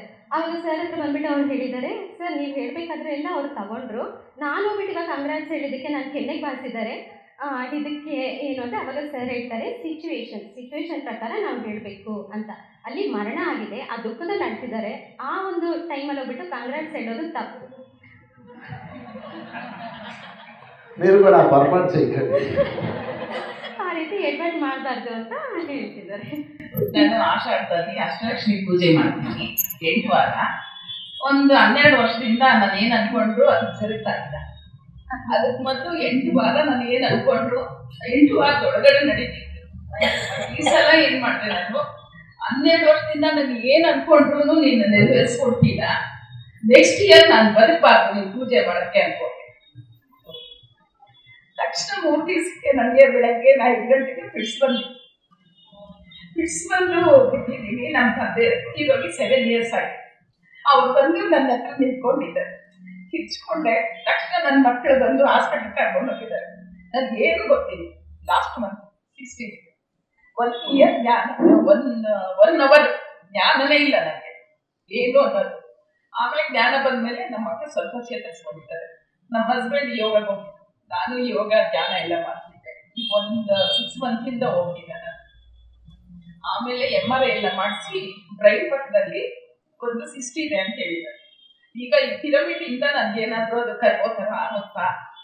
ನಮ್ಮ ತಂದೆ ಎಲ್ಲಿ ಬಂದ್ರು ನನಗೆ ಆ ಟೈಮಲ್ಲಿ ಅವ್ರು ಬಂದು 1-2 ನಿಮಿಷಕ್ಕೆ ನನಗೆ ತಿಳಿಸಾಕ್ಬಿಟ್ಟು. ಅದು ನನ್ನ ఫస్ట్ టైం ಇಲ್ಲಿ ಬಂದಿದ್ದು. వాళ్ళు ఏం చెప్తున్నారంటే, వాళ్ళు ఆషాఢ నెలల్లో లక్ష్మీ పూజలు చేస్తుంటారంట. దానిలో వాళ్ళు ఫస్ట్ 8 ఇయర్స్ ముందర చేసేటప్పుడు వాళ్ళు ఏం అనుకుంటున్నారో అది నెరవేరుతుందంట. అంటే ఇప్పుడు టైంలో వాళ్ళకి అది అవుతలేదు. ఇప్పుడు లాస్ట్ వాళ్ళకి ఆ బాధలు ఏంటంటే, సరే నెక్స్ట్ ఇయర్లోగా నేను ఉండకూడదు, చచ్చిపోవాలా అనేసి అనుకున్నారంట. అది అనుకొని 3 డేస్కేనే మార్నింగ్ వాళ్ళకి ఫిక్స్ వచ్చి పడిపోయినారు. అప్పుడు వాళ్ళ హస్బెండ్ ఉండే వాళ్ళు యోగాకి పోయినారు. పిల్లలు ఏం చేస్తున్నారు, హాస్పిటల్కి తోడుకొని పోయినారు. 1 అవర్ వరకు వాళ్ళకి కాన్షియస్నెస్ ఉండలేదు. అప్పుడు MRI స్కాన్ చేస్తే వాళ్ళు బ్రెయిన్ పట్ల ఒక సిస్ట్ వచ్చింది అనేసి చెప్పినారంట. ఆ టైంలో వాళ్ళు డాడీ వచ్చి చెప్పినారు సార్, ఎట్లా వచ్చి తీసుకొని ఉన్నారు.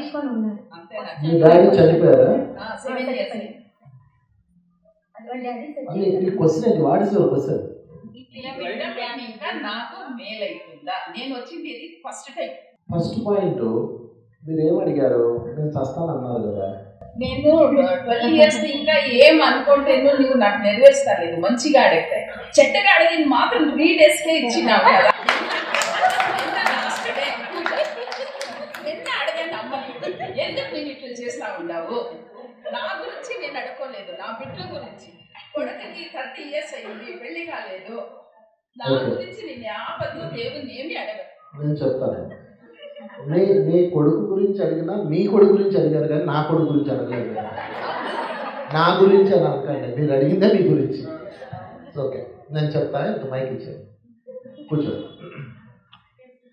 సో మీరు ధ్యానం చేయండి, చేయకపోండి, పూజ చేయండి, చేయకపోండి, దేవుని మార్చండి, మార్చకపోండి, మతం మారిపోండి, మారకపోండి, ఏం చేయండి, చేయకపోండి, ప్రారంభం అనేది ఒకటి ఉంటుంది. ఓకే, మీరు ప్రార్థన చేసినా చేయకపోయినా ప్రారంభం అనేది కంపల్సరీ ఉంటుంది. నువ్వు అమ్మవారు అడిగిందల్లా ఇచ్చింది, ఇది అడిగితే ఇది ఇవ్వలేదు, కోపం వచ్చి అడగగానే అది ఇచ్చిందంటే ఇది ఎవ్వరు, ఏ అమ్మవారు ఇవ్వరు. ఓకే, మీ డిజైన్ ప్రకారము ఈ పైనుంచి వచ్చేటప్పుడే ఈ వయసులో ఇది రావాలి, ఈ వయసులో ఇది రావాలి, ఈ వయసులో ఇది రావాలని నిర్ణయించబడుతుంది. దానిని స్పిరిచువల్ డిఎన్ఏ అంటారు. Okay, that's called spiritual DNA. అంటే మీ డిఎన్ఏలోనే రాసి ఉంటుంది. 5 సంవత్సరాల వయసులో ఈ జబ్బు రావాలి, ఈ లాభం రావాలి, 10 సంవత్సరాల వయసులో ఈ ప్రాబ్లం రావాలి, ఈ సంతోషం రావాలి, ఇలాగ డిజైన్ ప్రకారం ఉంటుంది. ఎప్పుడైతే మీరు ఆ జీవితాన్ని అనుభవిస్తూ నేర్చుకుంటూ వెళ్తుంటారో అప్పుడు దానిని మనం కర్మ అంటాం. ఓకే, ఆ కర్మ ఎప్పుడైతే ఫలిస్తుందో అప్పుడు మీరు ఏం చేస్తారంటే ఆ పెయిన్ అనుభవిస్తూ ఎత్తుక్కుంటూ వచ్చారు. ఈమెకి అమ్మవారు వరాలు ఇచ్చినంత కాలం పిరమిడ్ కేంద్రం వైపు కూడా చూడలేదు. ఎప్పుడైతే ఈమెకి బాగా కాలిందో అప్పుడు ఇదంతా కాదు, ఇంకోటి ఏదో ఉంది అని ఒక క్వశ్చన్ వచ్చింది. ఓకే, అంటే pain is the best guru. Is the best guru. Pain నేర్పించినంతగా ఎవ్వరూ నేర్పించలేరు. అప్పుడు తను ఇన్వెస్టిగేషన్ చేయడం మొదలుపెట్టింది. అసలు ఏంటిది, అమ్మ ఇలా ఇస్తుంది, అసలు ఏమిటి అని వెతుక్కుంటూ తన జ్ఞానం వైపు వచ్చింది. ఇప్పుడు తనకి ఆన్సర్ వస్తుంది. ఏమని? ఓహో, నా సమస్యకి కారణం నేనే. I create my own reality. అమ్మవారు కేవలం బ్లెస్సింగ్స్ ఇస్తూ ఉంటుంది, అమ్మ తోడుగా ఉంటుందే తప్ప శిక్షించేది అమ్మ కాదు, రక్షించేది అమ్మ కాదు. అసలు భగవంతుడు ఉన్నదే రక్షించడానికి, అమ్మవారు ఉన్నందుకు రక్షించడానికే. బట్ నా జీవితంలో వచ్చిన కష్టాలకి నేనే కారణము, నా ప్రారంభమే కారణము అన్న ఒక అవగాహన వస్తుంది. ఇది రావాలంటే ఆమె ధ్యానం చేయాలి, ధ్యాన కేంద్రానికి రావాలంటే దెబ్బ పడాలి. అర్థమైందా? లేకపోతే ఇక్కడికి వస్తారా, సెంట్రల్కి వెళ్తారు, ఐనాక్స్లో వెళ్తారు. ఇక్కడ ఉన్న మీ అందరికీ ఏదో ఒక ప్రాబ్లం వచ్చింది, శారీరకంగా, కుటుంబ పరంగా, ఆర్థికంగా, అందుకు మీరు వచ్చారు. లేకపోతే ఎందుకు వస్తారు? హాయిగా సెంటర్లోనూ, థియేటర్స్లోనూ, మాల్స్లోనూ, ఎక్కడెక్కడో కిట్టి పార్టీల్లోనూ ఫుల్ ఎంజాయ్ చేస్తుంటారు. బాగా కాలింది మీకు. కాలినప్పుడు అన్ని దారులు పూర్తయ్యాక చివరి దారి తన దగ్గరకు తాను వస్తాడు. దాని పేరే ಧ್ಯಾನಮು. Okay, welcome to our values. Sir ಏನು ಹೇಳ್ತಿದ್ದಾರೆ ಅಂದರೆ, ನಮಗೆ ಒಂದು ಕಷ್ಟ ಬಂದರೆ ಅದಕ್ಕೆ ಆ ಕಷ್ಟದಲ್ಲೇ ನಾವು ನೆಕ್ಸ್ಟ್ ಧ್ಯಾನ ಬರೋದು ಅಂತ ಹೇಳಿ ಇಲ್ಲಿ ಅವರು ಏನೆಲ್ಲ ಪ್ರಾರ್ಥನೆ ಮಾಡ್ಕೋತಿದ್ರಂದ್ರೆ, ಅವರು ಪ್ರಾರಬ್ಧದಲ್ಲೇ ಅಂದರೆ ಅವರ ಒಂದು ಏನು ಯಾವ ಏಜಲ್ಲಿ ನಾವು ಏನೇನು ತಗೊಳ್ಬೋದು, ಇವಾಗ 5 ಇಯರ್ಸಲ್ಲಿ ಏನು ಅನುಭವಿಸ್ಬೇಕು, 10 ಇಯರ್ಸಲ್ಲಿ ಏನು ಅನುಭವಿಸ್ಬೇಕು ಅಂತ ನಾವು ಆಲ್ರೆಡಿ ಫಿಕ್ಸ್ ಆಗಿ ಬಂದ್ಬಿಟ್ಟಿರ್ತೀವಿ ಭೂಮಿ ಮೇಲೆ. ಆ ಒಂದು ಪ್ರಕಾರನೇ ಇಲ್ಲಿ ನಡೀತಾ ಇರುತ್ತೆ. ಅದರಲ್ಲಿ ಅವ್ರಿಗೆ ಇವಾಗ ಧ್ಯಾನ ಬರೋಕ್ಕೆ ಒಂದು ಮಾತು ಇದು ಅಷ್ಟೇ, ಅಂದರೆ ಆ ಕಷ್ಟ ಕೊಟ್ಟಿರೋದು.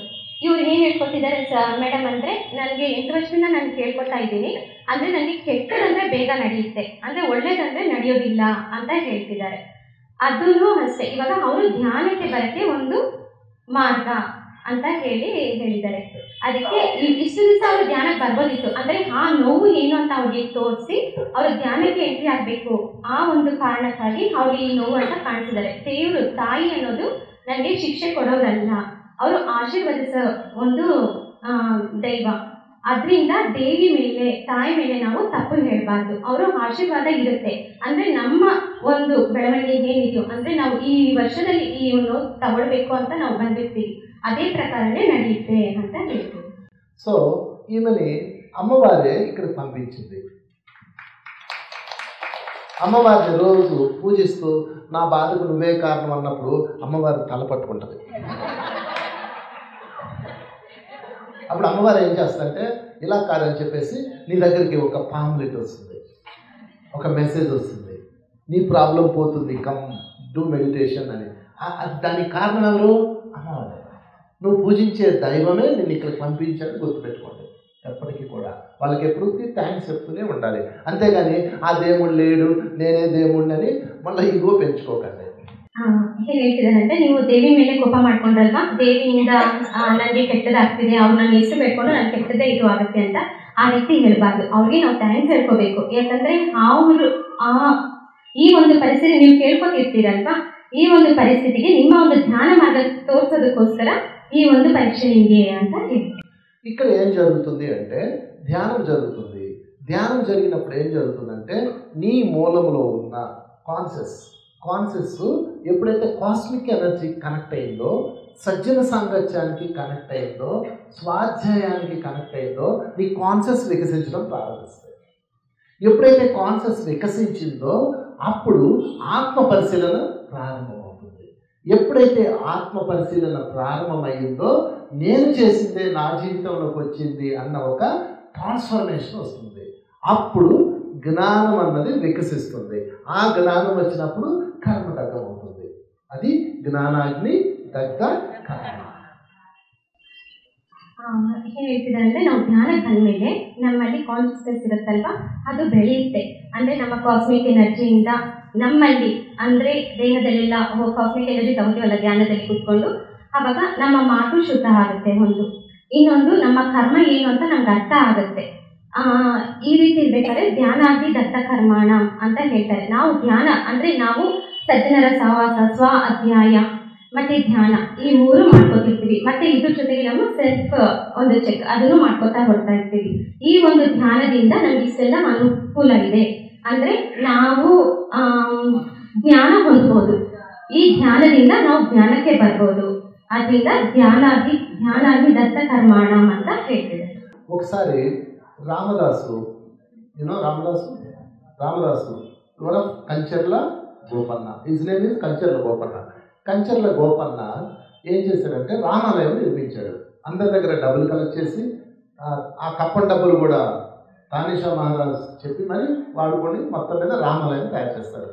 తానిషా మహారాజు ఏం చేస్తాడంటే తానిషా మహారాజ్కి అసూయ పరులు, ఎప్పుడు అసూయ ఉంటుంది కదా. ఈ అసూయ ఉన్న వాళ్ళు ఏం చేస్తారంటే తానిషా మహారాజ్ దగ్గరికి వెళ్ళి బ్యాడ్గా చెప్తారు. ఎప్పుడు మనం ఒక మంచి పని చేసినప్పుడు నెగిటివ్ ఫోర్స్ ఉంటుంది. వాళ్ళు చెప్పినప్పుడు తానిషా మహారాజు అతన్ని జైలు వేస్తాడు. జైలు వేసినప్పుడు జైల్లో అతన్ని కొడుతూ ఉంటారు. కొడుతూ ఉంటే అతను ఎంతో వేదనతో రాముడిని పిలుస్తాడు, పాటలు పాడతాడు, దూషిస్తాడు. పలుకే బంగారమాయన కోదండ పాణి, పలుకే బంగారమాయన, పలుకే బంగారమాయ పిలచిన పలకవేమి, ఎంతసేపో పిలుస్తాడు. బట్ నో రెస్పాన్స్ ఫ్రమ్ రాముడు రావడం లేదని చెప్పేసి, ఇక లాభం లేదని చెప్పేసి అమ్మవారిని పిలుస్తారు. నన్ను బ్రోవమని చెప్పవే సీతమ్మ తల్లి అని ఆమె పిలుస్తాడు. ఓకే, ఆమె ఏం చేస్తుందంటే రాముడి దగ్గరికి వెళ్తుంది. వెళ్ళి అడుగుతుంది, వై అతను ఎందుకు నువ్వు రక్షించడం లేదు? ఆ తానిషా మహారాజు అతను అన్యాయంగా జైల్లో వేశాడు, అతన్ని శిక్షించి అతను రక్షించు అంటే. అప్పుడు రాముడు చెప్తాడు, అది కారణం కాదు, అది కేవలం తానిషా మహారాజు పాత్రధారి, అసలు సూత్రధారి రామదాసే. రామదాసు యొక్క వాస్తవానికి రామదాసే కారణం, కంచెర్ల గోపన్నే కారణం. అతను తన ఆనందం కోసం ఒక చిలుకను పంజరంలో బంధించాడు, దాని యొక్క స్వేచ్ఛను హరించి వేశాడు, దాని యొక్క ఆనందాన్ని హరించి వేశాడు. దానివల్ల ఆ బాధ ఎలా ఉంటుందో తెలియడం కోసం అతని ఆత్మ స్వయంగా ఆ శిక్ష వేసుకున్నది. అతను చేసిన కర్మని అతను అనుభవిస్తున్నాడు. కనుక ఆ కర్మ పూర్తయిన తర్వాత నేను వెళ్ళి రక్షిస్తాను, యూ డోంట్ వర్రీ అని సీతాదేవి చెప్తారు. ಈ ರಾಮದಾಸ ಸ್ಟೋರಿ ಎಲ್ರಿಗೂ ಗೊತ್ತಿದೆ. ಅವರ ಹೆಸರು ಬಂದ್ಬಿಟ್ಟು ಕಂಚನ್ನ ಗೋಪಾಲ ಅಂತ ಹೇಳ್ಬಿಟ್ಟು ಅವರು ರಾಮನ ಒಂದು ಆಲಯ ನಿರ್ಮಾಣ ಮಾಡಬೇಕು ಅಂತ ಹೇಳಿ ತಾನಿಷ್ಕ ಪ್ರಭುಗಳ ಹತ್ರ ಅನುಮತಿ ತಗೊಂಡಿರ್ತಾರೆ. ಅಲ್ಲಿಂದ ಅನುಮತಿ ಬಂದಿರಲ್ಲ. ಆದರೂ ಅವ್ರು ಏನು ಮಾಡ್ತಾರೆ ಅಂತ ಹೇಳಿದ್ರೆ, ಇಲ್ಲಿ ಎಲ್ಲ ಸ್ವಲ್ಪ ನೆಗೆಟಿವ್ಸ್ ಇರ್ತಾರಲ್ವಾ, ಸ್ವಲ್ಪ ಹೊಟ್ಟೆ ಹುರಿ ಇರೋ ಆ ಥರ ಜನಗಳೆಲ್ಲ ಅಲ್ಲಿ ಇರ್ತಾರೆ ಆ ರಾಜ್ಯದಲ್ಲಿ. ಅಂಥದ್ರಲ್ಲಿ ಬಂದ್ಬಿಟ್ಟು ಅವರು ದೇವಾಲಯ ನಿರ್ಮಾಣ ಮಾಡ್ತಾರೆ. ಮಾಡಿದ ತಕ್ಷಣ ಎಲ್ಲ ಹೋಗ್ಬಿಟ್ಟು ರಾಜರ ಹತ್ರ ಕಂಪ್ಲೇಂಟ್ ಮಾಡ್ತಾರೆ, ನಿಮ್ಮ ಒಂದು ಅನುಮತಿ ಇಲ್ಲದೆ ದೇವಸ್ಥಾನ ಮಾಡಿದ್ದಾರೆ ಅಂತ ಹೇಳಿ ಹೇಳ್ತಾರೆ. ಆವಾಗ ಏನಾಗುತ್ತೆ ಅಂತ ಹೇಳಿದ್ರೆ, ರಾಮದಾಸನ ಕರ್ಕೊಂಡ್ಬಿಟ್ಟು ಕಾರಾಗೃಹದಲ್ಲಿ ಬಂಧನ ಮಾಡ್ತಾರೆ. ಆವಾಗ ಅವರು ರಾಮದಾಸಲ್ಲಿ ಕಾಡ್ತಿದ್ದು ಒಂದೇ ಪ್ರಶ್ನೆ, ರಾಮನಿಗೋಸ್ಕರ ನಾನು ದೇವಾಲಯ ಕಟ್ಟಿದ್ದೀನಿ, ನಾನು ನೋಡಿದ್ರು ಈ ರೀತಿ ಶಿಕ್ಷೆ ಬಂತಲ್ವಾ ಅಂತ. ಆ ಟೈಮಲ್ಲಿ ಒಂದು ಹಾಡಿನ ಮೂಲಕ ರಾಮದಾಸನಲ್ಲಿ ಇರೋ ನೋವನ್ನು ಹೇಳ್ಕೊತಾರೆ. ಆವಾಗ ಬಂದ್ಬಿಟ್ಟು ಅವಾಗಲೂ ರಾಮ ಬರೋದಿಲ್ಲ. ಆವಾಗ ಸೀತಾದೇವಿ ಬಂದ್ಬಿಟ್ಟು ಆವಾಗ ರಾಮದಾಸ್ ಬಂದ್ಬಿಟ್ಟು ರಾಮನಿಂದ ಇನ್ನು ಏನೂ ಪ್ರಯೋಜನ ಇಲ್ಲ ಅಂತ ಹೇಳಿ ಸೀತಾದೇವಿನ ಬೇಡ್ಕೊತಾರೆ. ಆವಾಗ ಸೀತಾದೇವಿ ಏನು ಮಾಡ್ತಾರೆ ಅಂತ ಹೇಳಿದ್ರೆ, ರಾಮನ ಹತ್ರ ಹೋಗ್ಬಿಟ್ಟು ಅವ್ರು ಅಷ್ಟು ನೋವಿನಿಂದ ನಿನ್ನ ಕರೀತಿದಾರಲ್ವಾ, ನೀನೋಗಿ ಸಹಾಯ ಮಾಡಬಾರ್ದಾ ಅಂತ ಹೇಳ್ತಾರೆ. ಆವಾಗ ಸೀತಾದೇವಿಗೆ ಶ್ರೀರಾಮದಾಸರು ಹೇಳ್ತಾರೆ, ಅಲ್ಲಿ ಪಾತ್ರಧಾರಿ ಅವರೇನೆ. ಕಾರಣ ಏನಂದ್ರೆ, ಒಂದು ಟೈಮಲ್ಲಿ ಒಂದು ಗಿಣಿ ಮರಿನ ಒಂದು ಪಂಜರದಲ್ಲಿ ಹಾಕಿ ಕೂಡಾಕಿದ್ರು. ಅದು ಹಾಕೊಂಡು ಸಂತೋಷವಾಗಿರೋ ಒಂದು ಗಿಣಿ ಮರಿನ ಪಂಜರದಲ್ಲಿ ಹಾಕಿರೋದ್ರಿಂದ ಆ ಪಂಜರದಲ್ಲಿದ್ದ ಗಿಣಿ ಮರಿ ಎಷ್ಟು ನೋವು ಪಟ್ಟಿದೆ. ಆ ಒಂದು ಕರ್ಮ ಅದು ಏನಿದೆಯೋ ಈಗ ಶ್ರೀರಾಮದಾಸರು ಅನುಭವಿಸ್ತಾ ಇದ್ದಾರೆ. ಅದಕ್ಕಾಗಿ ತಕ್ಷಣ ಅವರೇ ಹೊರಗಡೆ ಬರ್ತಾರೆ, ನೀನು ಇದಕ್ಕೆ ಟೆನ್ಷನ್ ತಗೋಬೇಡ, ಡೋಂಟ್ ವೆರಿ ಅಂತ ಹೇಳ್ಬಿಟ್ಟು ಸೀತಾದೇವಿಗೆ ಹೇಳ್ತಾರೆ. కొంతకాలం తర్వాత రామదాసు శిక్ష పూర్తయిన తర్వాత రాముడు వచ్చి, అంటే ఆ కర్మ పూర్తయ్యాక, ఏం పూర్తయ్యాక, కర్మ యొక్క తీవ్రత పూర్తయిపోయాక రాముడు వచ్చి అతని కర్మ అండ్ పుణ్యం డెబిట్ అండ్ క్రెడిట్ చెక్ చేసి అతనికి తానిషా మహారాజు డబ్బు కట్టి రిలీజ్ చేస్తాడు. ఈ స్టోరీ అంత అయిపోయింది. తర్వాత కొంతకాలం రామదాసు బయటకు వచ్చి రామాలయము నిర్మించింది పూర్తి చేసి అక్కడ చక్కగా రాముల వారి కళ్యాణం చేయిస్తూ హ్యాపీగా ఉంటారు. అంత హ్యాపీ డేస్. కానీ వన్ ఫైన్ మార్నింగ్ ఏం జరుగుతుందంటే, అక్కడ శ్రీరామనవమి సందర్భంగా అందరికీ భోజనాలు రెడీ చేస్తుంటారు. అప్పట్లో గంజి, అన్నం వండి గంజి వంచేవాళ్ళు. తెలుసా మీకు తెలుసా గంజి? ఆ గంజి వంచినప్పుడు ఆ గంజి అంతా ఒక వెల్లో ఒక గొయ్యి తవ్వుతారు, అందులో పడుతుంది అనమాట గంజి. అప్పట్లో కుక్కర్స్ లేవు, అన్నం వండి వంచేవాళ్ళు. ఆ గంజి వేడివేడి గంజి అందులో పడేది. రామదాసు చిన్నపిల్లోడు ఉన్నాడు. రామదాసు చిన్నపిల్లోడు వచ్చి అందులో పడిపోతాడు. 4 years బేబీ. పడిపోతే అతను ఉడికిపోయి కోమలోకి వెళ్ళిపోతాడు, చనిపోతూ ఉంటాడు. అప్పుడు రామదాసు వచ్చి రాముని ప్రార్థిస్తాడు, శ్రీరామ అని ప్రార్థిస్తే జాగ్రత్తగా వినండి, కేర్ఫుల్. శ్రీరాముడు పంచముఖ ఆంజనేయుని పంపించి అతనికి ప్రాణం పోస్తాడు, ఆ బేబీకి. It's real and truth story. Okay, it's over. అతని ప్రాబ్లం సాల్వ్ అవుతుంది. సీతాదేవి రాముడిని ప్రశ్న అడుగుతుంది. ఆ ప్రశ్న ఏంటంటే, జైల్లో ఉన్నప్పుడు కాపాడు అంటే కర్మ ఉండి కాపాడను అన్నావు, ఇప్పుడు ఎందుకు కాపాడావు అంటది. ఓకే, ఇది క్వశ్చన్ అడుగుతుంది. అప్పుడు రాముడు చెప్తాడు, అప్పుడు పాట విను అని ప్లే చేస్తాడు. అప్పుడు పాట అంటే రామదాసు యొక్క హృదయం పాట రూపమే కదా. రాముడిని భూషిస్తాడు, ఆక్షేపిస్తాడు, నన్ను రక్షించు, ఇట్స్ యువర్ డ్యూటీ అంటాడు, ఏదేదో చెప్తాడు. కానీ రియలైజేషన్ అన్న మాటే లేదు. ఇప్పుడు ఇక్కడ రా, ఈ పాట విన్నాను. ఈ పాట ఏం పాడతాడంటే, ఏ తీరుగనను దయ చూసెదవు ఇనవంశోత్తమ రామ, నాతరమ భవ సాగర మీదను నలినదలేక్షణ రామ, క్రూర కర్మములు అండర్లైన్ చేసుకోండి, క్రూర కర్మములు నేరక చేసితే నేరములెంచకు రామ, దారిద్ర్యము పరిహారము చేయవే దైవశిఖాని రామ. క్రూర కర్మములు, క్రూర మీన్స్ గత జన్మల్లో దుష్ట కర్మలు. క్రూర కర్మములు నేరక చేసి, నేరక మీన్స్ తెలియక, నేరములెంచకు రామ, ప్లీజ్ ఎక్స్క్యూజ్ మీ, నేను చేశాను, నన్ను క్షమించు, పశ్చాత్తాపం చెందుతున్నాను అన్నాడు. ఓకే, యూనివర్స్కి ఒక నియమం ఉన్నది. నువ్వు ఏ కర్మన్నా చెయ్యి, దానిని నువ్వు అనుభవిస్తున్నప్పుడు నేను చేసిందే నాకు వచ్చింది, నేను పశ్చాత్తాపం చెందుతున్నాను, ఇక నుంచి పరివర్తనతో ఉంటాను, ప్రాయశ్చిత్తం చేసుకుంటాను, గివ్ మీ వన్ ఛాన్స్ అని కనుక యూనివర్స్ని అడిగితే యూనివర్స్ వెంటనే నీ కర్మం తీసేస్తాడు. ఇక్కడ రాముడు గతంలో ఎందుకు కర్మం తీయలేదంటే అక్కడ పశ్చాత్తాపం లేదు, ఇక్కడ పశ్చాత్తాపం ఉన్నది. అర్థమవుతుందా? అంటనే పంచముఖాన్ని పంపించి ప్రాణాన్ని రక్షించాడు. That's all. దాని పేరే ಕರ್ಮ ವಿಪಾಕವು. ಈಗ ಏನಾಗುತ್ತೆ ಅಂದರೆ ಅವರು ಬಂಧನದಲ್ಲಿರ್ತಾರೆ. ಆವಾಗ ಶ್ರೀರಾಮದಾಸ ಅವರ ಕರ್ಮ ಕಾಲಾನುಕ್ರಮೇಣ ಕಡಿಮೆ ಆಗಿದ ತಕ್ಷಣ ಶ್ರೀರಾಮದಾಸ ಎಂಟ್ರಿ ಆಗ್ತಾರೆ. ಶ್ರೀರಾಮ ಬಂದ್ಬಿಟ್ಟು ಆವಾಗ ಅವರ ಕ್ರೆಡಿಟ್ ಡೆಬಿಟ್ ಏನಿದೆಯೋ ಅದೆಲ್ಲ ನೋಡಿಬಿಟ್ಟು ಅಲ್ಲಿ ಬಂಧನದಿಂದ ವಿಮುಕ್ತಿ ಮಾಡ್ತಾರೆ. ಅದಾಗಿದ ತಕ್ಷಣ ಹೊರಗಡೆ ಬಂದ ತಕ್ಷಣ ಅವರು ರಾಮನ ದೇವಸ್ಥಾನದಲ್ಲಿ ಏನೇನೆಲ್ಲ ಕೆಲಸ ಇದೆಯೋ ಅದೆಲ್ಲ ಮಾಡಿಬಿಟ್ಟು ಅಲ್ಲಿ ಪೂಜೆ ಎಲ್ಲ ಇರುತ್ತೆ. ಆ ಟೈಮಲ್ಲಿ ಅನ್ನದಾನ ಒಂದು ಸೇವೆನೂ ನಡೀತಾ ಇರುತ್ತೆ. ಆ ಟೈಮಲ್ಲಿ ಇವಾಗ ನಾವು ಕುಕ್ಕರಲ್ಲೆಲ್ಲ ಅನ್ನ ಮಾಡ್ತೀವಲ್ಲ, ಆವಾಗ ಆ ರೀತಿ ಇರಲ್ಲ. ಅನ್ನನ ಬೇಯಿಸಿ ಆ ಗಂಜಿನ ಒಂದು ಹಳ್ಳ ಆ ರೀತಿ ಮಾಡಿಬಿಟ್ಟು ಅದರಲ್ಲಿ ಬಡಿಸ್ತಿದ್ರು. ಆ ಒಂದು ಹಳ್ಳದಲ್ಲಿ ಆ ಬಿಸಿ ಬಿಸಿ ಗಂಜಿಯಲ್ಲಿ ರಾಮದಾಸನ ಮಗ 4 ವರ್ಷದ ಮಗು ಅದರಲ್ಲಿ ಬಿದ್ದೋಗ್ತಾರೆ. ಬಿದ್ದಿದ ತಕ್ಷಣ ಫುಲ್ ಬಾಡಿ ಸುಟ್ಟೋಗ್ಬಿಟ್ಟು ಅವನು ಸತ್ತೋಗ್ತಾನೆ. ಆವಾಗ ಶ್ರೀರಾಮದಾಸ ಬಂದ್ಬಿಟ್ಟು ಆ ಮಗುನ ಮುಂದೆ ಕೂತ್ಕೊಂಡು ಅವಾಗ ಅವ್ರಿಗೆ ದುಃಖ ಗೊತ್ತಾಗುತ್ತೆ. ಆ ದುಃಖದಲ್ಲಿ ಅಳ್ತಾರೆ, ಮಗು ಈ ರೀತಿ ಆಯ್ತಲ್ವಾ ಅಂತ ಹೇಳಿ ಅಳ್ತಾ ಇರ್ಬೇಕಾದ್ರೆ ಅವಾಗ ಶ್ರೀರಾಮಚಂದ್ರ ಪಂಚಮುಖ ಆಂಜನೇಯನ ಕಳಿಸ್ತಾರೆ ಆ ಒಂದು ಮಗುಗೆ ಪ್ರಾಣನ ಕೊಡೋದಕ್ಕೆ ಅಂತ ಹೇಳಿ. ಆವಾಗ ಶ್ರೀರಾಮನ ಸೀತಾದೇವಿ ಹೋಗ್ಬಿಟ್ಟು ಕೇಳ್ತಾರೆ. ಇವಾಗ ಸ್ವಲ್ಪ ದಿವಸಗಳ ಮುಂದೆ ಬಂಧನದಲ್ಲಿ ಶ್ರೀರಾಮದಾಸ ಇರ್ಬೇಕಾದ್ರೆ ಅವರು ನಿನ್ನ ಎಷ್ಟೆಲ್ಲ ಬೇಡ್ಕೊಂಡ್ರು, ಆದರೆ ನೀನು ಆ ಟೈಮಲ್ಲಿ ನೀನು ಹೋಗಲಿಲ್ಲ. ಆದರೆ ಇವಾಗ ಮಗುನ ಒಂದು ಮರಣನ ನೋಡಿದ ತಕ್ಷಣ ಈ ಒಂದು ದುಃಖದಲ್ಲಿ ನೀನು ಹೋಗಿ ಸಹಾಯ ಮಾಡ್ತಿದ್ಯಲ್ವಾ, ಇದಕ್ಕೇನು ಕಾರಣ ಅಂತ ಹೇಳ್ತಾರೆ.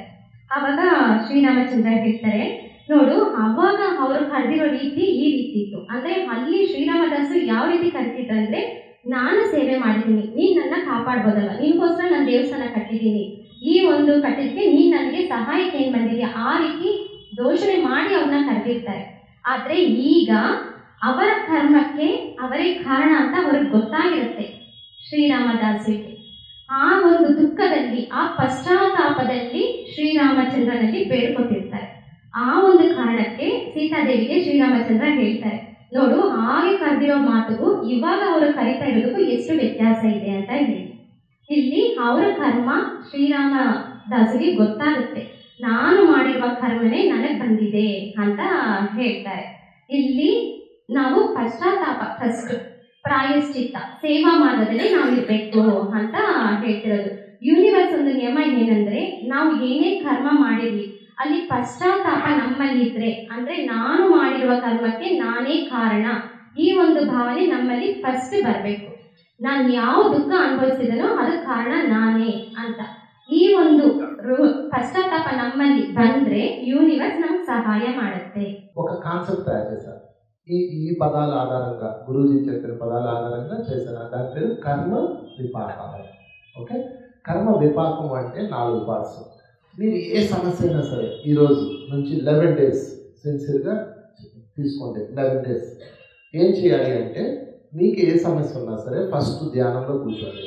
ధ్యానంలో కూర్చొని నేను అనుభవిస్తున్న యూనివర్స్ మాస్టర్స్ని పిలవండి. యూనివర్సల్ మాస్టర్స్ లేదా విశ్వాత్మ లేదా మహాదేవ, మీ ఇష్టం, ఎవరి ఇష్టమో వాళ్ళని మాస్టర్స్ని పిలవండి. పిలిచి నేను ఈ సమస్య అనుభవిస్తున్నానంటే గతంలో నేను చేసిందే నాకు వచ్చింది, నేను పశ్చాత్తాపం చెందుతున్నాను అనాలి. ఇందాక రామదాస్ ఎలాగైతే అన్నాడో అలాగా నేను పశ్చాత్తాపం చెందుతున్నాను, ఐఎమ్ సారీ. గతంలో చేసిన దానికి ఏం చెందుతున్నాను? పశ్చాత్తాపం చెందుతున్నాను. ఓకే. 2, ఈ రోజు నుంచి నేను పరివర్తనతో ఉంటాను. పరివర్తన means never kill animals, never disturb anyone. ఎవరిని మాటలతో చేతలతో బాధ పెట్టను. ఓకే, పరివర్తన మీన్స్ చేంజ్ టుడే అన్వర్స్. 3, ప్రాయశ్చిత్తం చేసుకుంటాను. ప్రాయశ్చిత్తం అంటే ఏంటంటే సేవ. నేను యూనివర్స్ని కోరుకుంటున్నాను, ప్రాయశ్చిత్తం చేసుకుంటాను, గివ్ మీ వన్ ఛాన్స్ అని అడగండి. ఓకే, 3 పాయింట్స్ చెప్పండి. పశ్చాత్తాపం, పరివర్తన, ప్రాయశ్చిత్తం. ప్రాయశ్చిత్తం అంటే ఏంటి? మీరు ధ్యానంలో కూర్చొని చెప్పిన తర్వాత మళ్ళా ధ్యానాన్ని కంటిన్యూ చేసి క్లోజ్ చేయండి. ధ్యానం అనేది భగవంతుడితో మాట్లాడే ఒక ప్రక్రియ. మైండ్ జీరో చేశాక ఒక సైలెంట్ స్టేజ్లో చెప్పుకోండి. ఓకే, తర్వాత 11 daysలో మీకు ఏం జరుగుతుంది అంటే, మీకు ఎటువంటి ప్రాబ్లం ఉందో అటువంటి వాళ్ళు మీ దగ్గరకు వస్తారు. కదా, మీకు ఎట్లాంటి ప్రాబ్లం ఉందో అలాంటి ప్రాబ్లం ఉన్నాడు మీ దగ్గర నేను ఎదుర్కొంటూ వస్తారు హెల్ప్ చేయమని. ఆ శారీరక ప్రాబ్లం ఉన్నా, ఆర్థిక ప్రాబ్లమ్స్ ఉన్నా, ఫర్ ఎగ్జాంపుల్ నీకు ఆర్థికంగా అప్పులు ఉన్నాయి, అర్జెంటుగా నువ్వు అప్పుల్లో ఇరుక్కున్నావు, డబ్బులు కావాలి, డబ్బులు లేవు, సరిపోవు. అప్పుడు నేను గతంలో ఎవరినో బాధించాను కాబట్టి ఈరోజు ఈ ఆర్థిక సమస్యలో ఉన్నాను, దానికి నేను పశ్చాత్తాపం చెందుతున్నాను, ఇక నుంచి పరివర్తనతో ఉంటాను, ఎవరిని డబ్బు కోసం బాధ పెట్టను, హింసించను అని ప్రామిస్ చేయాలి. 3వ పాయింట్ ఏంటి? ప్రాయశ్చిత్తం చేసుకుంటాను. గివ్ మీ 1 ఛాన్స్ యూనివర్స్ అని అడగాలి. కరెక్ట్గా వారం రోజుల్లో 11 రోజుల్లో మీకు డబ్బులు రావు, డబ్బులు అడిగేవాడు వస్తాడు. అర్థమైందా? అంటే నీకు 10 లక్షలు అప్పు ఉందనుకో, నాకు ఒక 10,000 ఇవ్వు అని అడిగేవాడు వస్తాడు. మీరు ఎంత ఇవ్వగలరో, ఎంత సహాయం చేయగలరో వాళ్ళకి మనస్ఫూర్తిగా చేయండి. అర్థమైందా? అప్పుడు ఏమవుతుందంటే యూనివర్స్, ఓ వీడు గతంలో తప్పు చేసిన ప్రజెంట్ వీడిలో ఒక రియలైజేషన్ వచ్చింది, వాడు సేవ చేస్తున్నాడు అని చెప్పేసి ఏం చేస్తుందంటే ఆ యూనివర్స్ ఆ ప్రాబ్లం నీకు ఏదైతే ఉందో దాన్ని డిజాల్వ్ చేస్తుంది, ఆ కర్మని విపాకం చేస్తుంది. ఇలాగా కొన్ని వేల మందికి నేను సక్సెస్ చేశాను. అయితే ఇది పెద్ద సమస్యలకు మాత్రమే చేయండి, చిన్న చిన్న వాటికి కాదు. తెల్ల జుట్టు వచ్చింది, మోకాలు నొప్పి వచ్చింది కాదు, పెద్ద సమస్యలకి. Life and death. మేము ఐసీయూలో ఉన్న వాళ్ళని 2,000 మందిని కరోనా టైంలో ఈ ఫార్ములా ఆధారంగా ఐసీయూలో ఉన్న వాళ్ళని మేము బయటకు తీసుకొచ్చాం. డెత్ ఎప్పుడైనా లైఫ్ అండ్ డెత్ సమస్య వచ్చినప్పుడు స్పీక్ విత్ యూనివర్స్. నేను చేసిందే నా లైఫ్లోకి వచ్చింది, ఐఎమ్ సారీ చెయ్యి, ఈ రోజు నుంచి చేయను, పశ్చాత్తాపం, ఇక నుంచి పరివర్తనతో ఉంటాను. ప్రాయశ్చిత్తం. ప్రాయశ్చిత్తం అంటే గుర్తుపెట్టుకోండి, మీరు ఎవరిని హింసించారో పాస్ట్ లైఫ్లో వాళ్ళ పరంపర ఉంటుంది కదా, వాడి కొడుకు వాడి కొడుకు వాడి కొడుకు వాడి కొడుకు వాడి కొడుకు వాడు మీ దగ్గరకు వస్తారు. అలా పంపిస్తుంది యూనివర్స్. అర్థమవుతుందా? అది యూనివర్స్కి తెలుసు ఎవడెక్కడ ఉన్నాడో, అది ఎతికి నీ దగ్గర పంపిస్తుంది. నువ్వు అడిగి హెల్ప్ చేయి, ఎంత చేయదు అంత చేయి. దీనికి చిన్న ఎగ్జాంపుల్ కూడా చెప్తాను. అదేమిటంటే శ్రీరాముడు అడవిలో వెళ్తున్నాడు, సీతాదేవిని రావణాసు వెతుకుపోయాడు, బాధపడుతూ వెళ్తున్నాడు. రాముడు లక్ష్మణుడు వెళ్తున్నప్పుడు ఆంజనేయుడు వచ్చాడు. ఋష్యమూక పర్వతం దగ్గర జరిగింది ఈ సంఘటన. ఆంజనేయుడు వచ్చి, అయ్యా ఎవరైనా మీరెవరు, ఎందుకు ఇలా దుఃఖంతో ఉన్నాడు అని అడిగితే చెప్తాడు, మేము పలానా దశరథ పుత్రుల్లో మా అన్నగారు మా వదిలిని ఎవరు ఎత్తుకుపోయారు అని చెప్తారు. చెప్తే ఆంజనేయుడు ఏమంటాడంటే, నిజమే లోకం పాడైపోయింది, ఇక్కడ మా రాజుగారు ఎవరు, సుగ్రీవుడు అనే ఒక రాజు ఉన్నాడు, ఆయన నా యజమాని. యాక్చువల్గా ఆంజనేయుడి యొక్క రాజు సుగ్రీవుడి దగ్గర ఆంజనేయుడు మంత్రి. ఓకే, మా రాజుగారిని వాళ్ళ అన్న తరిమేసి అతను భార్యను లాక్కుపోయాడు, అతను కూడా బారిపోయి బాధపడుతున్నాడు అంటాడు. చూసారా? మీరు బాగా గమనించండి.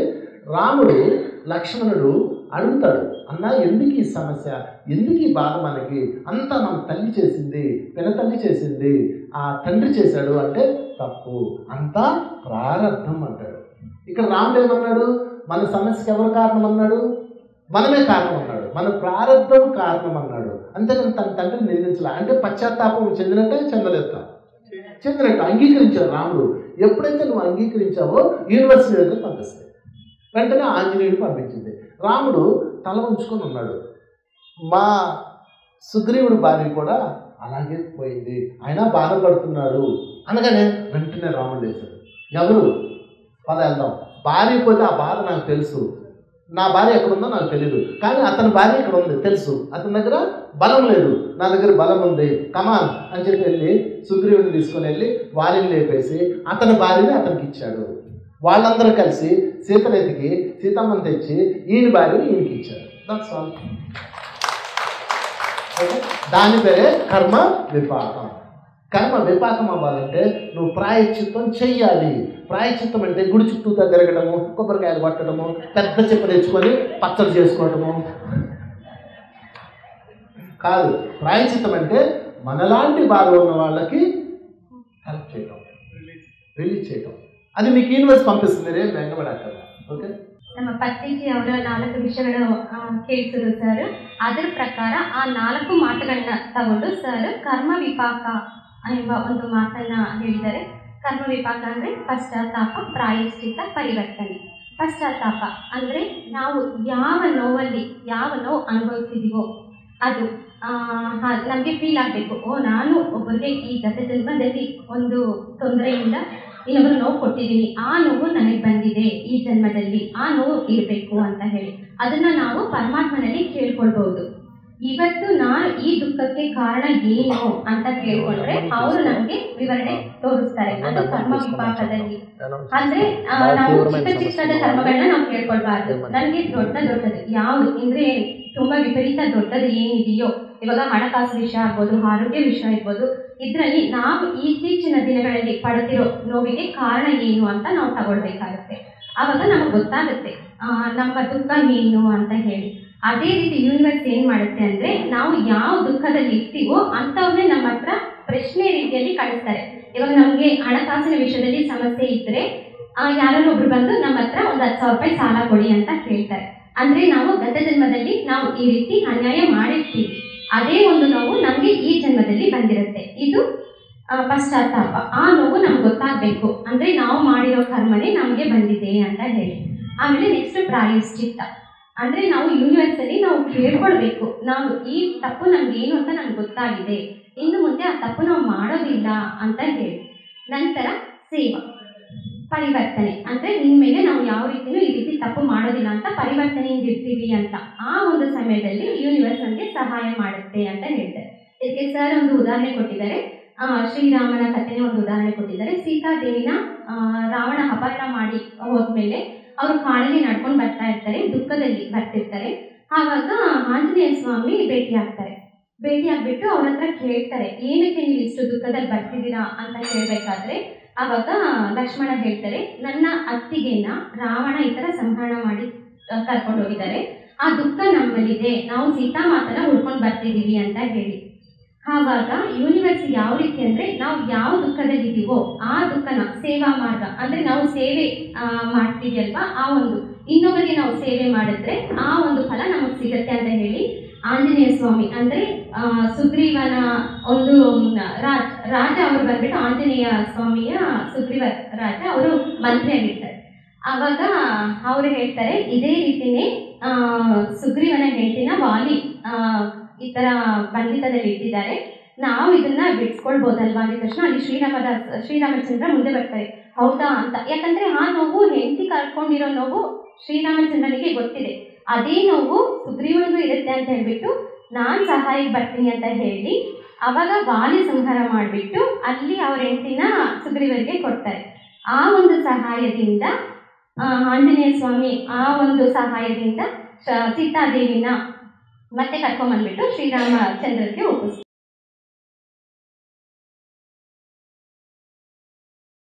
PMC ಕನ್ನಡ ಚಾನೆಲ್ ಅನ್ನು ಲೈಕ್ ಮಾಡಿ, ಶೇರ್ ಮಾಡಿ, ಸಬ್ಸ್ಕ್ರೈಬ್ ಮಾಡಿ ಮತ್ತು ಮಾಡಿಸಿ.